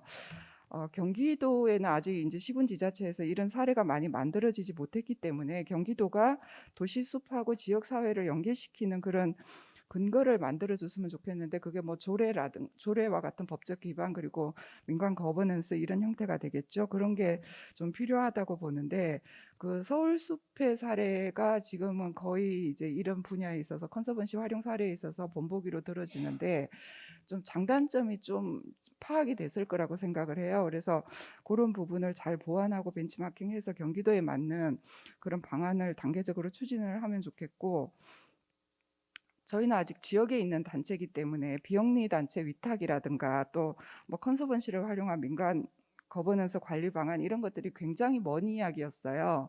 근데 용인 같은 경우는 지금 의원님들도 나와 계시지만 굉장히 이제 난개발이 화두였던 시기를 오랫동안 이제 거쳐온 그런 측면도 있고, 이제 그 와중에서도 이제 용인에서 이제 저희 단체 같은 경우에는 고기동 아까 유진선 의원님 잠깐 언급하셨는데 고기공원 사례 언급을 하셨는데, 그 고기공원 부지에서 저희가 8년 동안이나 모니터링을 계속 했습니다. 그래서 1년에 30회, 40회 이렇게 모니터링을 진행하면서 멸종 위기 정도 찾아냈었고, 그 고기공원 부지가 이제 그 일몰 대상이었는데 공원으로 조성이 돼야 된다고 강력하게 요구를 했고, 그렇게 해서 이제 그 촉발점이라고 할까요? 고기공원이 촉발점이 돼서 어쨌든 2019년에 용인시가 일몰 위기인 그 장기 미집행 공원들을 다 공원으로 조성하겠다고 발표를 했어요. 그리고 최근에는 또 종합운동장 부지를 센트럴파크, 가칭 센트럴파크라고 해서 공원으로 조성하겠다 이런 발표도 했었는데, 저는 이제 그 도시공원 일몰제 대응의 촉발점이 된 고기공원, 이게 이제 공원으로 조성이 되고 그러는 과정에서 좀 시민들이 참여하고, 센트럴파크 같은 경우도 이제 추진이 되고 있는 거기 때문에 여기가 공원으로 조성되는 과정에 시민들이 좀 참여를 하고, 그러면 경기도에서 정말 좋은 사례로 만들어질 거라고 생각이 되고, 아까 앞서서 말씀드렸던 대지산 공원 사례도 그 대지산을 지켜내는 과정, 그리고 공원 조성 과정, 그리고 그 지금까지 시와 협의해온 과정들이 하나의 역사가 되고 그 마을의 역사가 됐거든요. 그래서 이런 것들을 조금 더 발전시켜서 경기도의 시민참여 공원관리 사례로 만들 수 있지 않을까. 그러니까 너무 큰 부지라든가 너무 큰 공원만이 아니더라도 좀 다양한 형태의 공원 관리 사례를 만들 수 있지 않을까 좀 생각을 해봅니다. 그래서 이런 흐름에서 용인환경정의는 작년에 저희가 용인 에코 컨서번시라는 실천 사업단을 조직을 했어요. 그래서 시민참여 도시공원 관리를 실현할 방안을 지금 이제 열심히 모색을 하고 있고, 용인 지역의 시민사회와도 계속 같이 이제 이런 논의를 하고 있습니다. 그리고 관련해서 오늘 이제 경기도에서 먼저 토론회가 진행이 되기는 했지만 5월 말에는 용인시에서도 이런 내용의 토론회를 진행을 할 계획을 갖고 있습니다. 그때도 좀 관심을 가져주시면 좋겠고, 경기도에서 먼저 나서서 이런 자리를 만들어 주시고 컨서번시를 활용한 도시공원 관리 방안이라는 주제로 진행을 해주셔서 고찬석 의원님께 다시 한번 감사하다는 말씀을 드리고, 아까 이제 민간 역량에 대해서도 이야기가 나왔는데, 컨서번시를 활용하는 방안에 이제 김 박사님이 말씀하셨듯이 뭐 스마트 공원 관리 시스템이라든가 전문 인력을 활용한 공간 관리, 자원봉사 활용, 기부와 협업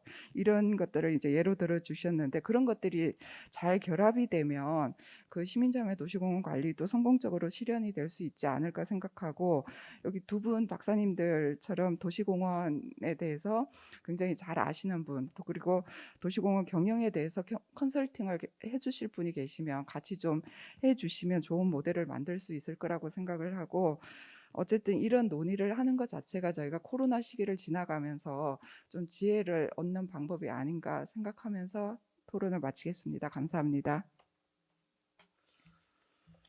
네, 이정현 용인 환경정의 사무국장님께서는 그 공원 관리 예산에 대해서도 말씀해 주셨고, 예산이 그 제초라든가 뭐 병충해 예방 이런 데에 많이 사용하기 때문에 거의 아마 예산 자체를 이런 쪽으로 편성을 했기 때문에 시민 참여 소통의 여지가 적다.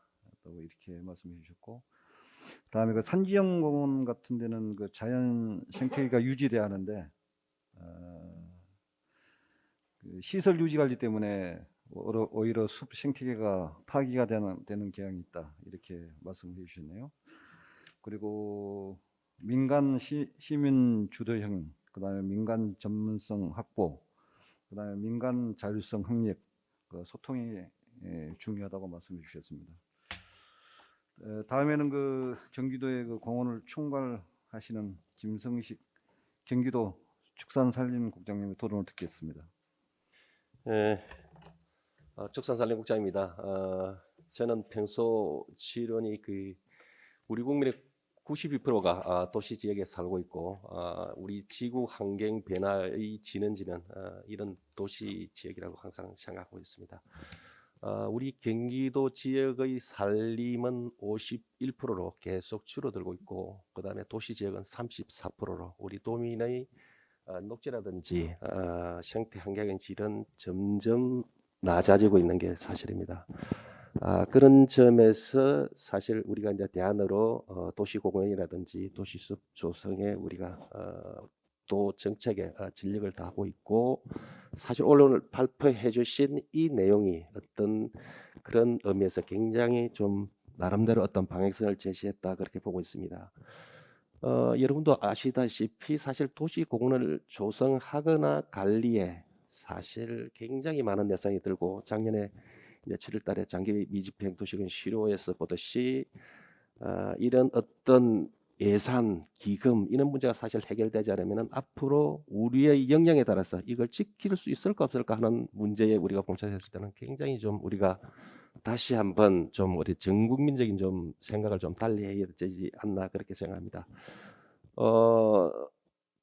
우리가 도시공법에 의해서 우리 경기도에 도시공원이 어리공원, 뭐 소공원 합쳐서 한 4,100개 정도 있습니다. 그런데 이제 민간 위탁 부분은 사실 일부 시군 지금 일부 아주 초보적인 시범 단계로 지금 실시를 하고 있는데, 사실 이게 이제 만일 예를 들어서 경제성이라든지 어떤 전문성만 담보가 된다면은 사실 이거는 아주 앞으로 이제 그런 길을 재정적인 측면에서 본다면은 오늘 좀 김인호 교수님 말씀하신 그 재정적인 측면을 본다면은 저희들이 그렇게 한다는 어떤 그런 걸 좀 생각을 해야 될 것 같고요.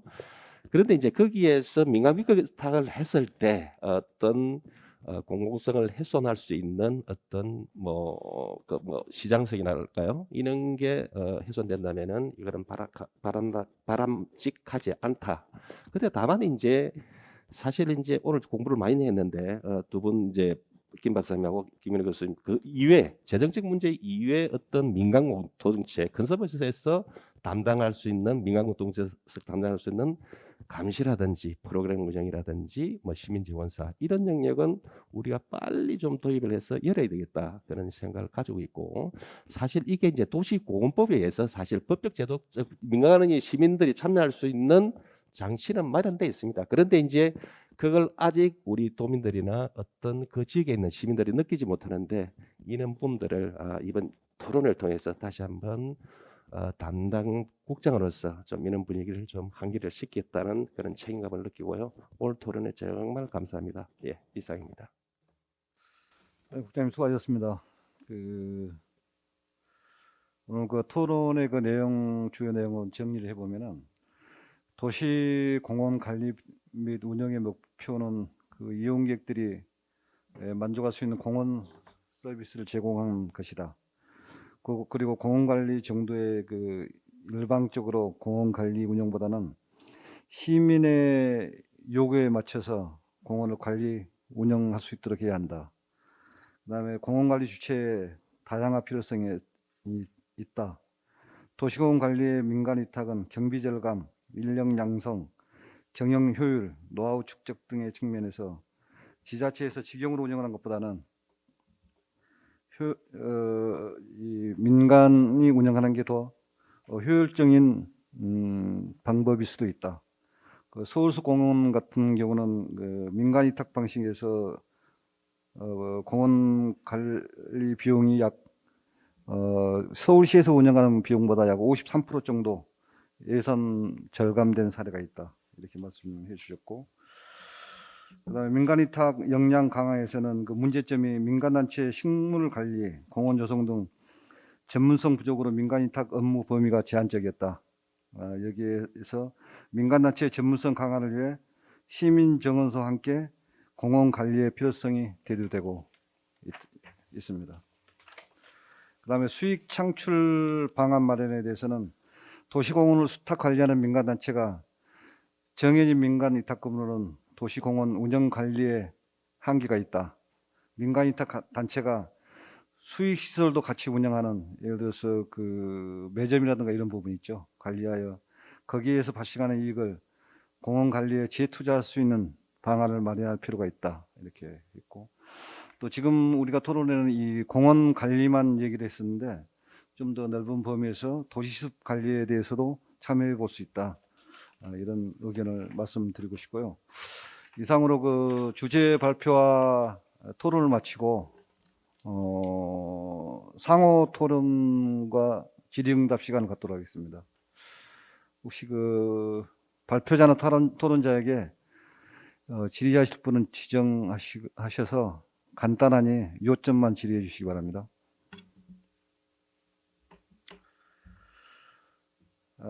질의하실 분이 안 계신 것 같습니다.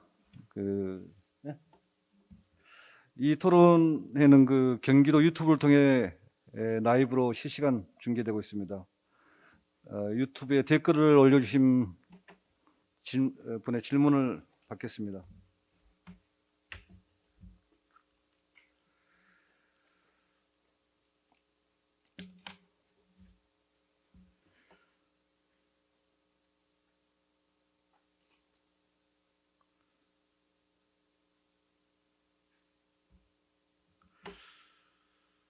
질문이 없네요. 유튜브에. 유튜브에 질문이 없습니다. 오늘 주제 발표와 토론을 통해서 많은 의견들이 나왔습니다. 의견들을 어떻게 해결할 것인가, 이 과제가 남아있다고 생각합니다. 도시공원 운영의 민간 참여 방식이 풀이할 과제를 알았고, 그 다음에 개선해야 할 점, 정책 주안점을 어떤 방법으로 해결할 것인가 하는 또 다른 숙제가 남아있다고 생각합니다. 경기도에서는 이 부분을 심사숙고하여 접근하도록 노력하겠습니다. 오늘 토론에 참여해 주신 모든 분들께 잘 지켜봐 주시고 많은 고언 부탁드리겠습니다. 이곳으로 컨서번시를 활용한 시민 참여형 도시공원 관리 방안 토론회를 모두 마치겠습니다. 감사합니다.